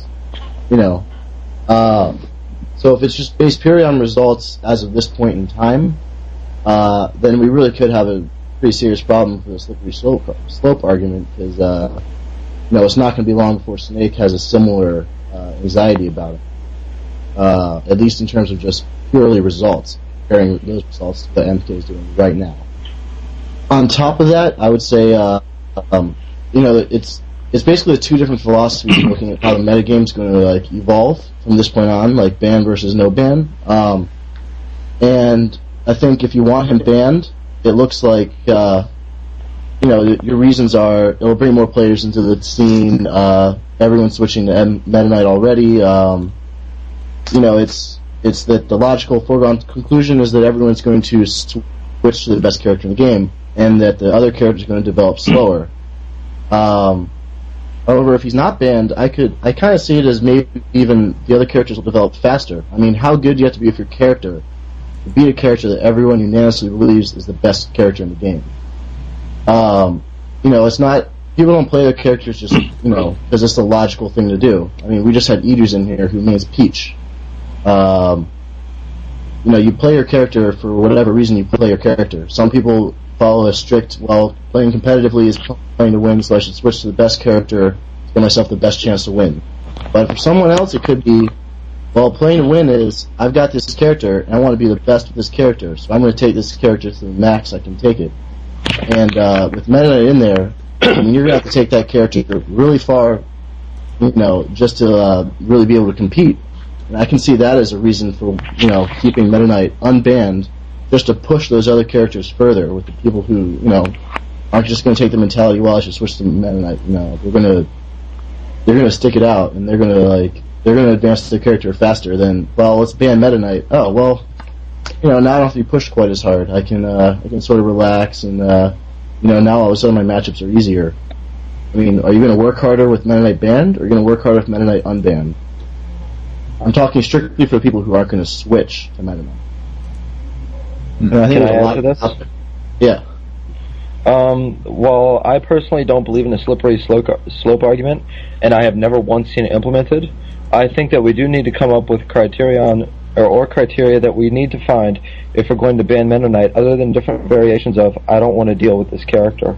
I see in no way that Meta Knight breaks, ruins, alters, or changes Smash gameplay except for our tournament devised rules with a lack of counters, which really shouldn't even be changing gameplay in the first place. He doesn't get rid of the ability to attack, defend, he doesn't get rid of DI, or to take away you pressing buttons. There's nothing he does that removes from gameplay, and there's nothing that the character does that is unbeatable. There are a combination of things that make him unpleasant to fight, but so far that's the primary reason that we want him banned, and I feel that we're going to need more than that to ban a character. Even if the whole community doesn't like the character, it just undermines our own competitive spirit, and it's not really beneficial to a growing community. Just really, really quickly, I think the slippery slope argument is referring to that if Meta Knight gets banned, are other characters soon to follow? Like, if Meta Knight gets banned, is Snake going to be that dominant without Meta Knight in the scene that he might have to be the next one to get banned, and then there'd be another character to follow? Do you think that would take place if Meta Knight gets banned? No, not at all. That has never happened. I can't think of a situation where it has happened after playing multiple competitive games at professional level. It is usually just dismissed as silly and a biased answer. It holds no merit. I'd have to disagree a little bit. I mean, I think if we banned him and actually gave the criteria for the ban right now, it'd have to have a pretty lax term in just looking at tournament result data. And because the ban would be based off of the tournament results of, say, the last 2 to 3 months, then I think there could very well be a case made, say, next June after Meta Knight's been banned for 6 months, that Snake should be banned based on tournament results. Now, I'm strictly speaking of, the actual results. You can say, Marth was as dominant as Meta Knight is now.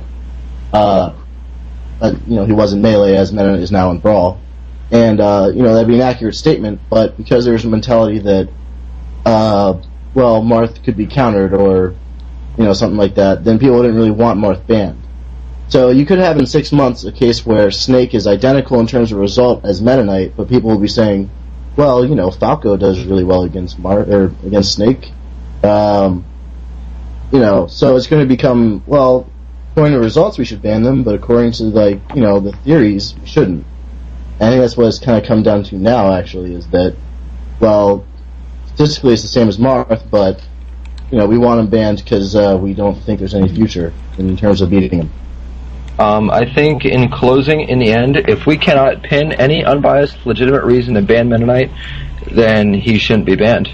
That's the end of it. If we can find a criteria to ban him that he fits, that ruins gameplay or officially makes him unbeatable, then yes, he should be banned. But right now, that's not really the situation. It's just, hey, we don't like this character. As soon as there is something that makes him unbeatable, yeah, I would want him banned too. But until then, that it's just all speculation. It's not really the case. Okay, Overswarm, let's get your thoughts on this situation. One of the 7 topics we had for this discussion dealt with tournament results, and I feel that is an accurate reflection of what the community feels. Tournament results are not the only thing we're looking at here. The Meta Knight is bad for Brawl, and it's not just the fact that he's winning. You say, what will happen if MK gets banned? For one, there will be cakes. Lots and lots of cake. I will personally call up the local Dairy Queen and get them to make a cake with Meta Knight having something bad happen to him. And I will post pictures of this on the internet for everyone to see. I hope that's tournament that I'm at, though. I want that cake. You ask, will there be a slippery slope? Will other characters be banned? No. And I'm going to go ahead and call this the Mega Man argument based off of an IM I just received. When you pick a character in this game, you pick that character despite their weaknesses to focus on their strength. You don't pick a character because he's bad against someone else. No one picks up Snake because he's bad against D2D. No one picks up Rob because he's bad against Meta Knight. You pick him for your strength. Meta Knight does not have weaknesses, and therefore, he doesn't have weak matchups. So you don't have to play anyone else. And admittedly, if I'm going to have the choice between playing Meta Knight versus Snake or Rob versus Snake, I have more experience with Rob, and I believe Rob has a much stronger matchup than Meta Knight does. But Meta Knight still is bad. I don't have to play anyone else. overkilled. So, but back to the Mega Man, you said Snake top. He's number 2 right now. Snake has bad matchups. DDD was referenced by SamuraiPanda himself. He's the bane of SamuraiPanda's existence. He has to play Diddy against DDD. Yeah. That's good. That's what we want. Rob does well against Snake. DSF has lost against several Robs, mine included. Do you think this will disappear? Metaknight has really lowered the number of Robs. After I left the community, most of the other Rob laners left. And I think this has actually increased Snake's tournament results. Because Snake doesn't have to worry about Rob anymore, because there are, 1, 2 in a region? And there were about a dozen fairly good Robs. And now there aren't hardly any. Alpha Zealot suggested that other people will be motivated by Metaknight to do better because he's hard. And he said, this is not counting the people that will switch, which is the logical thing to do. Metaknight brought a gun to a knife fight. You want to be using that guy.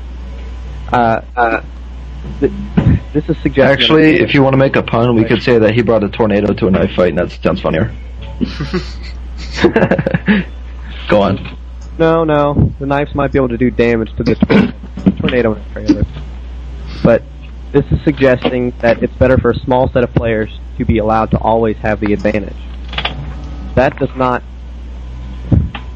When your opponent always has the advantage, this isn't a cartoon. This isn't a movie. We aren't the underdogs that say, yeah, we can do it, and then everyone starts doing that. This is reality where people play to win, and the top players, the best players, will always use every advantage they can. People As is Lucario. Yeah, you say the top players will play to win, and you immediately associate that with switching to Meta Knight. You can play to win and stay with your main character. To be fair, Ozin was forced to switch his Meta to Meta Knight against Lee's Meta Knight, because Lee does play Lucario, almost mains him. In fact, I hear he plays him so much. And to be fair on that he point, actually does play strictly Lucario now. He does now? Yes, he has dropped Meta Knight because he doesn't like it. So to be fair, Lee knows Lucario inside and out, and did force Ozin to switch to Meta Knight.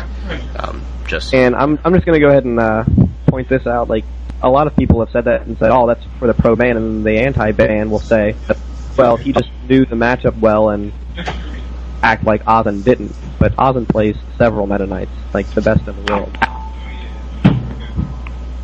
If Meta Knight knows the matchup, he will always have the advantage. Meta Knights lose when they don't know the matchup. Alpha Zealot has listed off several characters since he started with Diddy. Said this character might do well against Meta Knight. This character might do well against Meta Knight. This character might do well against Meta Knight. And then we see it happen once, maybe twice. And it's generally some random player out there, generally very skilled, using a unique character, and there's just a flash of light for a second, a little bit of hope, and then Meta Knights learn the matchup and it stops. I would not take that. I would take to be fair, I've only brought up one character. I've brought up several lists before. I'm saying as things I've brought up. I've never said like Snake is a counter to Meta Knight. I've always just reiterated that it's a close matchup, or like as an example, in addition to my main point, which is Diddy. There are actually a couple of posts by you on the forum in the whether or not Meta Knight should be banned. I at one point listed off all of the characters that people were primarily talking about, including Diddy, Yoshi, Donkey Kong, characters like that, and referencing how they're losing to Meta Knights now. And the reply was, and what about Wario? You always have other might do well, but you have to take some of that with a grain of salt. That was a one-line post I gave in response. It's because you mentioned all the characters except you left one out.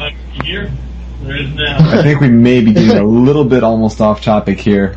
So I think each of you, maybe let's do like 1 minute in just closing remarks, and then we'll do SamuraiPanda's remarks, and then we'll do a little outro. So it's anyone want to take their first? I would like to go. Chris could go ahead in front of me. Pardon? Chris could go ahead of me. All right. Okay, well, I think what this whole debate kind of comes down to is sort of different philosophies and I guess what competitive means and what playing to win is, and ultimately how you can interpret these philosophies to sort of evolve the game from this point.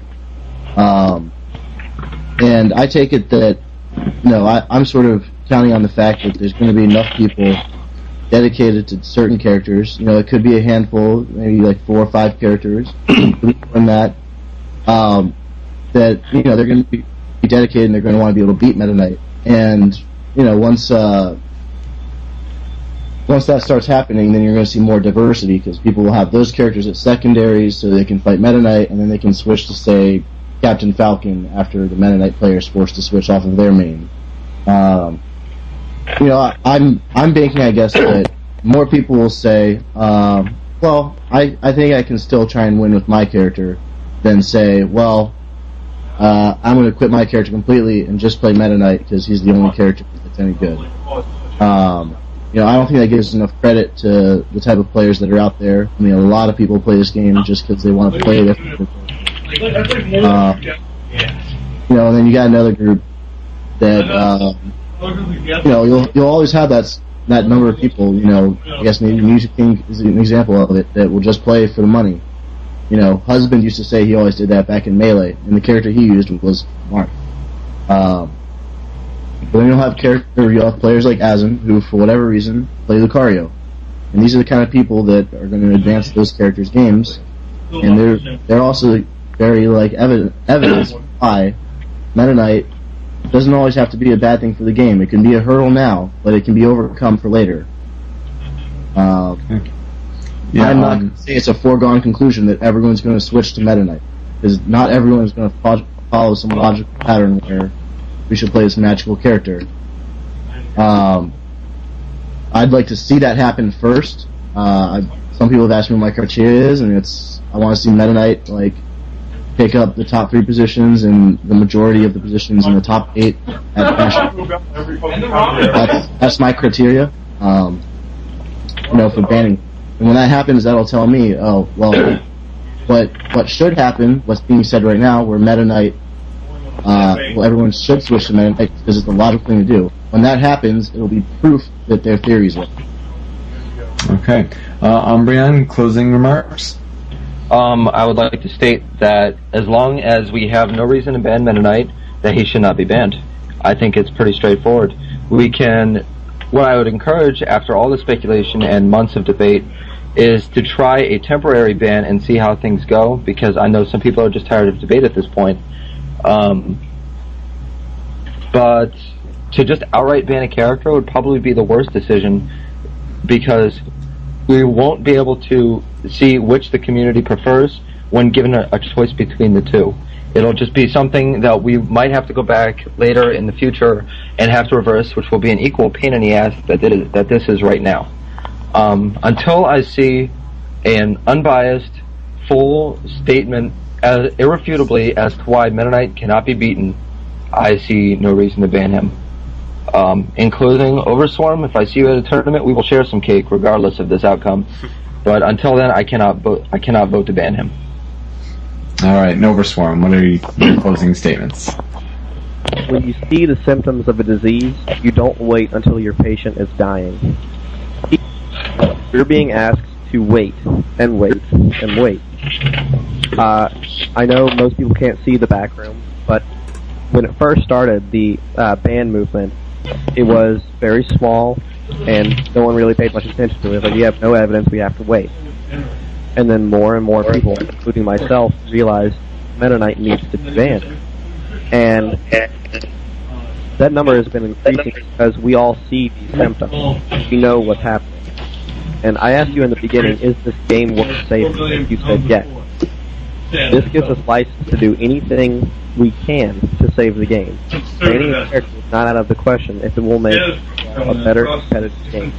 A lot of people are arguing to the point on arbitrary principles, like every character has to be in the game, otherwise the game will just suddenly disappear and turn into dust. Just the case. If Brawl is truly better without So bursting the flames, switches are in there behind We're losing you, man. Yeah. There is some background noise. If someone can kind of turn on their mic. You got people in your room? Which has ever did deliver pudding. Yeah, Umbrine, I think that's yours, actually. Yeah. So if you could... Everybody shut the fuck up! Okay. Alright, that works. Alright, to kind of reiterate that, I asked you in the beginning, is this game worth saving? And you said yes. This gives us license to do anything we can to save the game. Banning characters not out of the question. A lot of people are arguing based on principles that are arbitrary. They just decide that these things are important to them, like keeping all the characters in the game. Like Adri said, this is the case. We've removed items. We've removed stages. We didn't wait until Bridge of Elden held up every tournament until the wee hours of the night. We banned Bridge of Elden because it took forever. People didn't like to play on it. People didn't like the walk-offs. It was just a bunch of little things that all added up, and we was like, we don't like this. We don't want this in our community. Hand and Bow has been banned in several tournaments for the same reason. We can change things about the game to make it better, and once you remove Metaknight, you can go down the tier list and say, oh, well, this person, they'll win. They'll be good. And yeah, they might technically be the best character in the game for a multitude of reasons after Metaknight is gone. But they have bad matchups. Several bad matchups. Every character in the entire game has 2 to 3. Rob has DDD in Game & Watch. Snake has a multitude of people, depending on who you ask. Because it doesn't matter who you're referencing, there's always someone that does well. And with Metaknight in the picture, why pick up anyone else instead of just picking up MK? I can see, I just love a character and so I won't. But that's not logical thinking, that's not rational. If you're playing to win, pick Metaknight. Alpha Zealot himself, biggest proponent of we shouldn't ban him because there are matchups that go even with him. He says Diddy is even, and he also in this very podcast said Diddy is probably has the most potential. Why in the world would you ever pick up Diddy just to fight MK when you could fight Metaknight with Metaknight? Why would you take the time to learn a character that... Who wants to play Dittos, though? Let's be honest. That's not a good argument at all. I'm just saying, like, I would rather play some other character than play a Ditto. I think that we have Bridge of Elden and items banned because they break gameplay. Items are random, and we don't like that. And some of the stages, we just can't fight on, and we don't like that either. Metaknight does not break gameplay. Even if he were a disease, we don't have a cure for it right now. Ban Metaknight. He'll be gone. We will not have a single Metaknight causing problems. Promise. Alright, that should just about wrap things up before we get into a whole slew of back and forth rebuttals. Samurai Panda, your thoughts on the debate? Alright, well, going into this, I was neutral. And coming out of this, at first, before the ending parts, I thought I was going to say I'm going to come out of this, unfortunately, neutral again, but that little doctor thing that Overswarm said actually kind of got to me, and that's true. And plus, the fact that we have banned things before they become a problem. I'm not totally pro-ban yet. I don't think we should ban them just yet. I do agree with both Alpha and both Umbrine that we need a little bit more time, but I do think that the time is running out. I don't think we need time. I think we need to experiment. Oh, it's the same thing. You need time to experiment, don't you? Not particularly. In the future, rather, we'll be able to do these experiments, hopefully, and be able to see Metaknight's dominance. But I do think that time is running short, and that some action needs to be taken soon if we want to keep this community together, keep this game competitive, and do something about it. So I say, in the end, neither side won. Both sides has made their case, but we do know that there is a growing problem. But we need to figure out whether or not this is a real problem or just some temporary deal. And hopefully, the sooner, the better. So. Alright. Well, we still have everybody on the air? No? Say that again? We still have everybody listening, right? I would hope so. And we really want to thank everyone who joined on our Stickam website, stickam.com/SMYN, and also those who are in the chat. I don't know if there are too many to name, but... We'll only have 32 in the chat, but there are 180 currently in the Stickam. That is impressive. We thank you for sticking around to listen. A really, really intense debate over competitive Smash. And really, really want to thank Overswarm, Edrice's PCs, Alpha Zealot, and Umbreon. Now, guys, you did a wonderful job, and I really appreciate the effort that you guys put towards this. It was very fun, and I am actually very impressed with all of us because we managed to do this on our first run without huge amounts of problems. Yeah. That's very true. It was definitely a big undertaking to try to attempt something like this, and we want to kind of stress the point that, you know, while people can say that, you know, this is an important step in the whole process of banning Meta Knight, it does really get the opinions out there.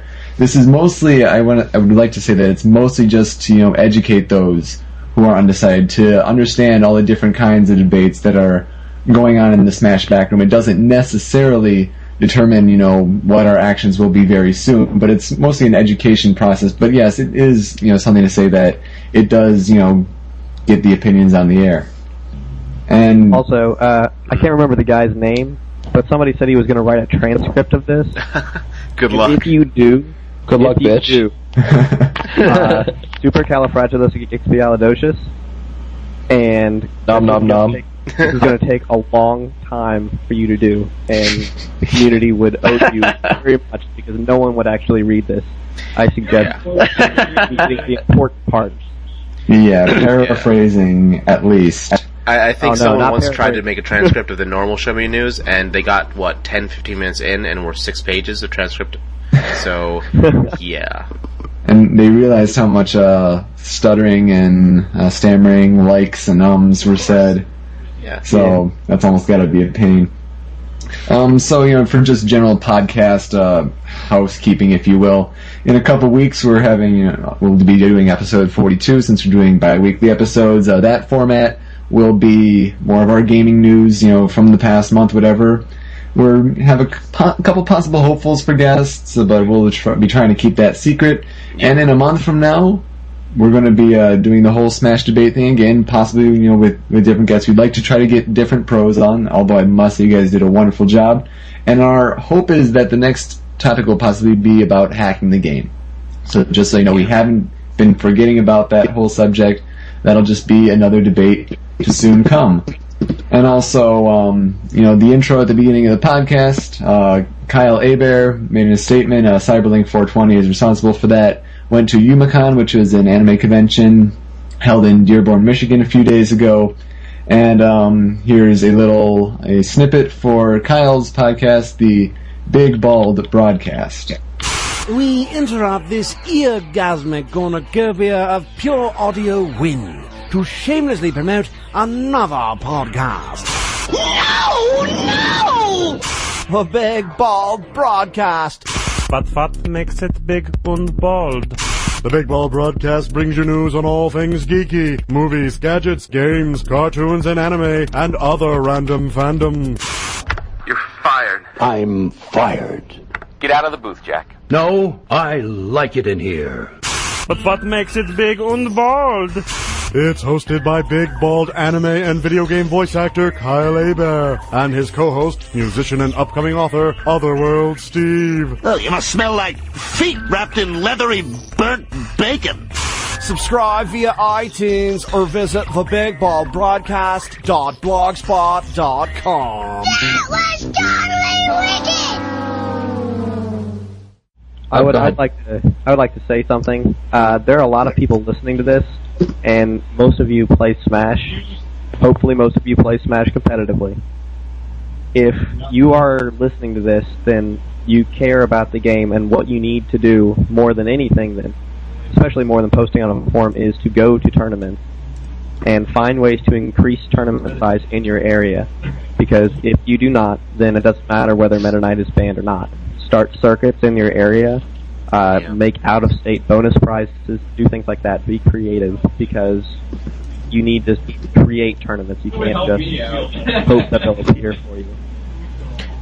very well said. I think it's really something that we can take from all of this. Also, I would like to quickly say that there is a thread, a poll on the Brawl Tactical board on Show Me, on Smashboards.com that has the public voting on whether or not they think Meta Knight should be banned. And it is currently 1,063 people, 55% of the vote, say yes, Meta Knight should be banned. And there are 860 people, 44% of people, that say no, Meta Knight should not be banned. Just as some numbers of what the general public thinks about this issue. And also, Stickam has told me, actually, while we were talking today, that next episode that we air will actually have better servers. So if you experience any lag during the live stream of the podcast, you can download it when it's released, but next time, hopefully, you won't have that lag anymore. That's good to hear. Yeah. Alright, so, yep, thanks again, Overswarm and Edries, for when he was here. Alpha Zealot, I'm Ramel. Really great having you. Thank you for being on the show. Thanks, guys. Yeah. Alright, and with that, I'm Yoko. I'm SamuraiPanda. And we are out. Show Me Your News is brought to you by Major League Gaming at MLGpro.com, Smashboards.com, and Stickam.com.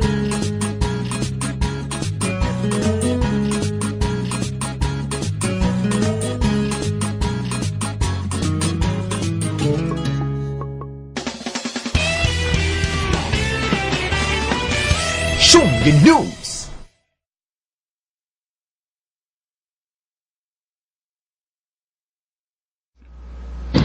Alright, so, you want to start talking about, like, the tier list, just kind of the moral discussion? Yeah, we probably should talk about the tier list. Yeah. Alright, so, I don't know if you guys saw, but I made actually, like, a 10-minute hack job to the current tier list, and I posted on the little blog thing, and I was like, yeah, this is my new tier list. And, I don't know, I just feel like the current tier list isn't that good anymore. It's changed a lot since when we last, made it. I think a lot of people like our Melee tier list a lot more than the Brawl tier list. I agree. Yeah. You guys like that process better? Like the whole voting thing and then that? Like the numbers? Yeah, that was a good process, I think. Busy. Sorry. I know. You definitely have a lot more to go off of with the Melee tier list, and Brawl tier list is like as much time as spent actually making it. Don't have like as much of the actual data as you have for Melee, so it does make things more challenging. And it wasn't a bad first shot at it, but actually, I think the Brawl list was amazing on the basis that a tier list should be updated constantly anyway. True. Yeah. It was very accurate for its time, and the only reason it's inaccurate now is because time has changed. And it's still a little difficult to update it just because we don't have the regions crossing into each other anymore. I do agree with that, actually.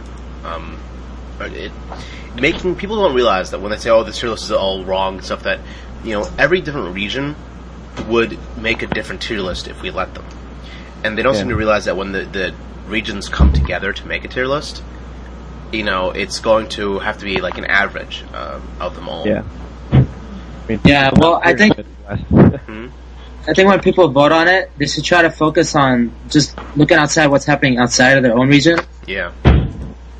Yeah. We all tend to look at our own local area too much. Yeah, because like Pikachu is crazy in the Midwest, but not as much. Outside. Yeah. Anther more than Pikachu, but yeah, because there's no other Pikachu that places like Anther does. I suppose. I think in the Midwest we have a much bigger problem with Game & Watch. We have so many Game & Watch players. Yeah. There's a lot of Deity players on the East Coast that I've seen. I heard that too. A lot of Meta Knights, I guess, in Texas. Pretty varied here. Well, you guys are probably not wanting to hit Meta Knight already. I think Meta Knight does make the tier list a little bit hard to make right now because instead of just saying how good is this character, it's how good is this character and how good is this character against Meta Knight. Well, I think for the lower tiers, it's not as much, but for definitely the top and the high tiers, a lot of that's like how good is the character against Meta Knight. And once you get past the, does this character get raped by everyone? Yes, no. It's like a flowchart. You say yes, put them in low tier. They say no. They do well against Metaknight. Yes, top tier, high tier, up there. The astounding thing about Metaknight is that he has a standard deviation of 0 for being the best in the game. Everybody mutually agreed on it out of how many votes? 40-something? That's true. I mean, we all know he's the best, but... I think if we were to make a tier list, he probably would have known... This was in the back room. Unanimous, in the back room. Yeah. Everyone. Every single person. That doesn't happen. Yeah, I think that's a big distinction from Marth and Fox, and even Sheik and Melee. Yeah. So, even now, you know, we don't see consensus on you know, the Melee best in the game, and Marth was tied with Fox in the final version. Marth actually got a lower score than according to who? Oh, really? Yeah, Fox had a higher score by like 0.03. We just rounded it up because it was so close, but still. Makes sense. Marth dominated in tournaments, but people looked and they're like, alright, there's just a couple of really good players playing Marth. Fox is still really, really good. They're nearly inseparable. There's a lot of good Fox players too. Guess how many MLGs were won by Fox?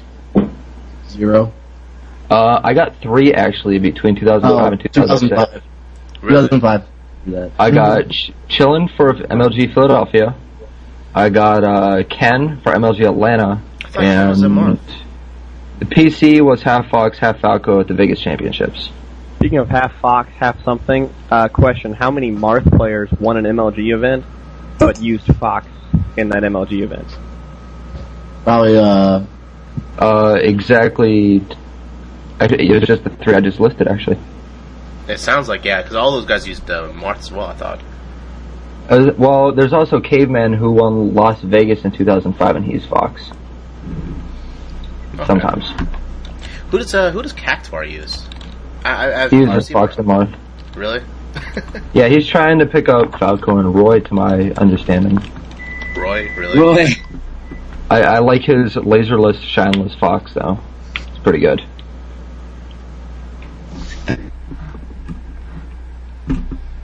I've seen around recently, but there is some discrepancies that, you know, people, when they first look at it, some people thought that we rated Bowser a little too high.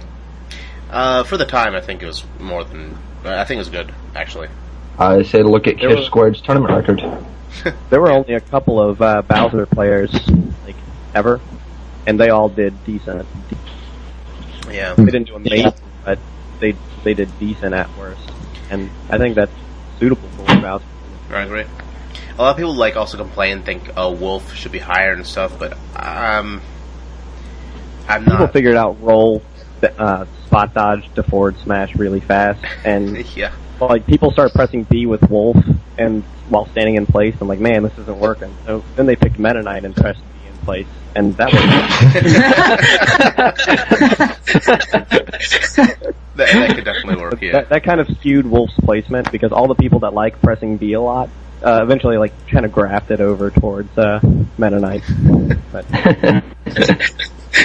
you might see a resurgence of blaster spamming Wolves coming months. How about grenade spamming snakes? That's pretty close. Oh god. I don't know. I find them quite easy to get around. What I don't get is why, when a snake pulls a nade, why does someone always hit my shield? Why? I pull a nade, you hear the little pop noise. Why do you attack me? It's gonna blow up. Something that I've noticed, actually, when Snake pulls his grenade, you can hit his shield and hit him without making the grenade blow up. And Meta Knight's D-tilt, if you actually space it properly, you can make the grenade blow up and not hit Meta Knight. Not quite. You can't do that if the Snake B reverses his nades. If he B reverses his nades, he pulls the nade closer to the opponent, so you cannot space. Because, for the most part, there are a lot of characters that can space correctly and not get hit by the nade when it explodes when you're hitting his shield. But that's if he doesn't B reverse it. If he B reverses it, then I don't think there's a single move in the game that you can... Well, there probably is. Not many, where you can poke his shield. Who's with super armor? What super armor? Like, can a DK punch do it? Oh, yeah, probably. Super armor stuff. But that would wreak havoc on shield. It would wreak havoc on shield. Snake pulls out grenade, broken shield. Boom. Happy guy. Yeah. I see people say, "Oh my God, DK has an advantage on Snake," but what wrong. DK? What DK has taken out? What Snake? What DKs are there? The only DK there is Bum. anywhere that does anything is Bum, and Bum lives in a region where they banned CDD Infinite. I think Chenny says DK is better than Bombs at this point. Really? Yeah. It's pretty good. Who's? Chenny saw? Travis? Oh. Wait, where is he? Maryland. Yeah. Oh, okay. He's the newest member of How You Lose. Is that a new crew? Are you kidding? Oh my god. Did you just say that? What? H2IL is like Ozin and... Oh, H2IL? Yeah. Yeah. Stands for That How makes You sense Lose. now. See, I just see the acronyms. I don't actually know the story behind the acronyms. I think another point that people might want to hear, professionals debate is there are a lot of people out there that, still seem to think that there's some hope for Sonic and that he shouldn't be placed that low on a tier list. So tell the Sonic people out there why Sonic is so low on the initial draft of the tier list. Alright, Can I go first? Hitboxes of any kind spammed work. Like, literally, they work. There's nothing that Sonic can do because the only things that go around it are so telegraphed that the other person can just move out of the way. Like, I literally walked up to Dastard Marco and said, "Hey, you're playing Anther Sonic and you're down a couple of stocks. Hold down and just hit A a lot. He's gonna jump and do his neutral B, shield and roll, and then down tilt again. He then beat Anther Sonic." Well, yeah, I think I have a strategy to fight Sonic where I just ignore his hitboxes, and it seems to work pretty well. I act like he's a moving target that doesn't attack, and his moves always lose. Especially since, like, all of his approaching aerials are, like, if they're any good, like, up air, forward air, you have to be in a very specific area. So if you just push yourself into a position where he has to forward air, he's going to do, like, 2 damage at the first hit of his move, and you just hit him with whatever, do 10 to 30. Yeah. Yeah, and the reason I think he's so bad is because I don't think he has any options. I see just Smash as a game of options, and when you put him in a bad spot, he just doesn't have any options. He's up B. Well, yeah, defensive options are one thing, but offensive options are another. He can up B all he wants. I'll walk to the other side of the stage and say, Yeah. Smash really is a game of options, more so in Brawl than it was in Melee. In Melee, a character was good if he had an offensive option, period. If you could start it, then you could do it. In Brawl, that's not really the case. You have to have an option for every scenario. Well, the best that's characters do. That's why characters like Metaknight do really well, and Snake, even though he's really strong, and he has like the perfect KO move with his up tilt, he has a great defensive game with grenades, his great damage with his zap kill. He still doesn't dominate because he's so slow and bulky in the air. Yeah, in the air he has absolutely no options for defending against people that can just juggle him. It's really difficult for him to hold his ground because he doesn't have the options that other people have. Yeah. Yeah, he can adapt as well. That's a big thing to Brawl. People will learn this as time goes on, but when your character doesn't have an option in a certain scenario, the key to beating them is putting them in that scenario. Once people realized Rob had a blind spot the size of the sun behind him and below him, they would just knock him up and with a 3% up tilt or whatever, and they would end up doing 40% because what's Rob going to do? Down air and stay in place? That's true. Alright, let's see, what else can we talk about the tier list? I think the last thing we could probably discuss is, go through each of you and think of that if you can make any changes from the current draft to a possibly more formal draft, just like a few changes, what would those possibly be? I would remove Metaknight from top tier and put him into band tier. Of course you would. That's a good name for the tier. I would. Well, actually, let me ask you guys, is there anyone here that would not put Metaknight in his own tier in a new version of the tier list? I wouldn't. Really? No. I don't think I would either. I think he has the same tools as the other top tiers. He's just better at attacking and worse at defending. Wait, what? We'll get into particulars later. I'm just kind of curious about that one point. No, I think he's pretty good in top tier. Meta Knight and Snake yet. What? don't know if I'd separate Meta Knight and Snake yet. I'd put them in their own tier. Frankly, I don't even think Snake's the second best in the game right now. I would give that to Game & Watch, because Game & Watch has a lot of options, destroys a lot of characters. But Snake, I think, is more of a, once you learn how to play against him, it's a very possible matchup kind of thing. Because I feel like he has blatant, glaring weaknesses, whereas some, like Game & Watch, for example, his biggest weakness is he's light. That's not that big of a weakness. Yeah, he dies early, but you need to get him to that percent, and he can kill you at ridiculously low. I used to think of the same thing about Game & Watch, but he's also pretty easy to read, and a lot of people, they don't use their up tilt. Like Meta Knight, Snake, a lot of characters can just up tilt when Game & Watch is using his key, where they can do an up B out of shield or something like that when he's using his bear. And we just don't know that because Game & Watch hasn't really exploded like Snake did. Well, the problem is when you fight people like, say, Joel, who know that you can up tilt through him, he's not going to just throw out a bear where you can up tilt him easily. Like, I play against Snake all the time, and that should be like a huge advantage, they say, for Snake. But he's learned how to play against Snake. He really has. And he does an extremely good job. And Game & Watch can catch Snake on landing anywhere with an up smash, which can kill Snake at like 30. By 30, I mean like 80. Which is really low for Snake. Hyperbole is too good.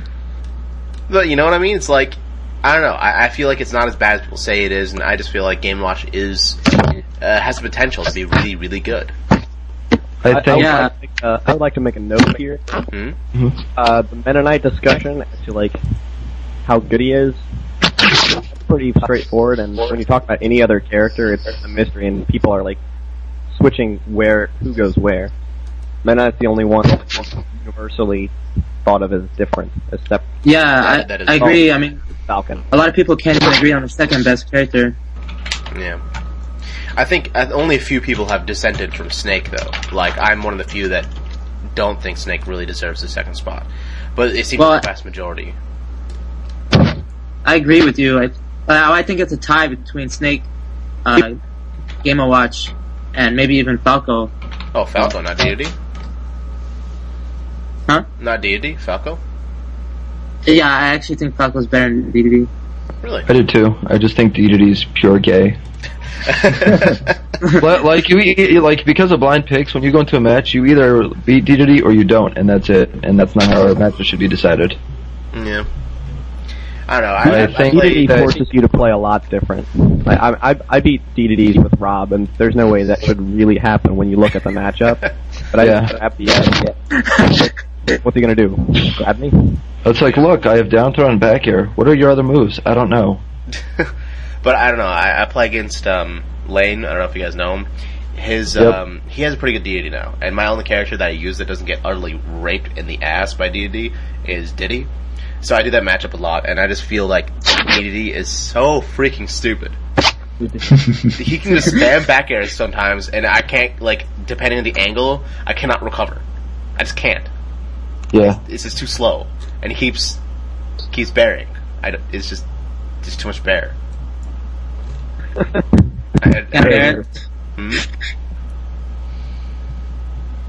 I mean, does it really depend on like the top tier though? Because like there's some people out there who have their favorite player might not necessarily be in the top tier. Like, are there any possible changes that? There will always be character heroes. There will always be those, and they are the exception that proves the rule. Because if you see someone out there destroying people with Link or Jigglypuff or someone like that, or Melee Zelda, and you can't. And there's a reason you can. There's a reason that other people aren't doing that. It's because someone just is really good, and they would do better with someone else. They just figured out that character and they love them, so they play him. Well, on the same respect, there are some people that you can blatantly tell are not just good at that character, but have actually taken that character to another level. Like, Ozin is blatantly, like, he's not I don't know, I don't want to say he's a great Lucario, per se. Like, I've seen Lucarios that use Lucario's options, really well. Like, say, Bloodhawk, he's a really good Lucario. But Ozzin's a really goddamn good player. And he can use Lucario against all these, top tiers and do really well, because he's awesome. And really... It's the experience, too. Yeah. I think part of that is Lucario, though, because Azin has stated multiple times that Lucario has all the tools to win anyway. But It's not like his character is greatly limited. True. But he doesn't do a whole lot of like Lucario specific stuff. Like he'll spam. He does forward smash. Yeah, he'll spam forward smash all day. But that's it. The key to figuring out whether Ozin is going to play the character is if he has an unpunishable forward smash.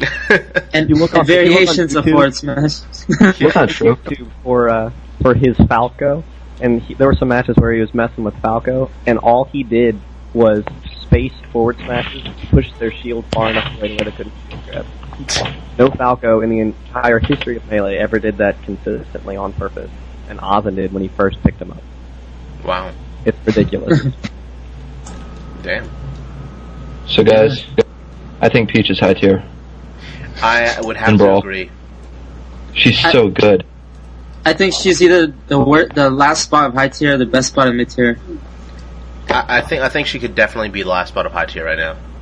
Maybe she could go up higher in the future, depending on how where people take her. But she's getting combos. Yeah, she does have She's combos. so good. Toon Link, guys. I think I hate Toon Link. I don't know.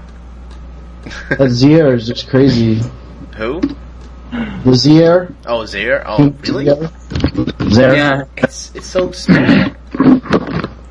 I think Jerry- these discussions so- are showing like the future of what the tier list is going to be, because when you talked about Melee tier lists, you talked about the matchups between maybe like 2 other characters, maybe 3, and you didn't really need a secondary unless you played like Marth and you had bad stages that you didn't want to play on. Yeah. And in Brawl, matchups are so much more important because, like I said before, you have those options that you need all the time, and some characters naturally have better options.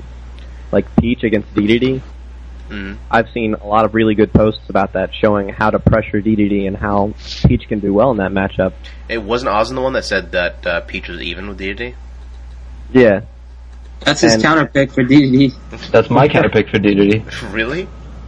Yeah. Oh, maybe I should. I love turn the up, matchup. turn up the float downer is totally obnoxious because everything he does is from shield. That's true. Smash, with the exception of Metaknight, is a game of counter characters, and I really think that the tier list will evolve into like top tier combinations. People will take note of combinations of characters that people play. 2 character combinations, 3 character combinations. I mean, right now at this You point, can't I play- use you like can't 5 play one characters. You know? character. Yeah. Like sometimes there's like when I play multiple characters, and there are times where it's like there's one character that just completely destroys my combination, so I have to pick up another character to beat that one. Like Deity right now is my bane. I cannot beat Deity with the characters that I use. So I have to figure out who to use against Deity, and I'm picking up more characters as I'm trying to counter more characters that counter mine. I don't know, in the end, maybe like 3 to 5 characters, maining 3 to 5 characters might become the norm. Like using one for your first match as your quote-unquote main, but having like 3 or 4 secondaries that use as counter picks, against the people. And what's really going to suck is that you know who the other person plays. So, I think that's going to become a bigger deal down the line, because when I go into a match and I, know Anthony's going to play Pikachu, for example, I'm going to counter pick him with my anti-Pikachu character, Which is? I'm not going to share that. Really? Ice Climbers is a good one. I can't do Ice Climbers. Hedgehog with Nana. Hedgehog with Nana, and then just punish his quick attack when he gets on. Oh, not a bad idea. Just FYI. I should tell Lane. Well, I like how we're discussing pretty much Anther right now. No, someone should not be calling me at the moment. Anther, we're watching you. Oh, we are. I like his posts.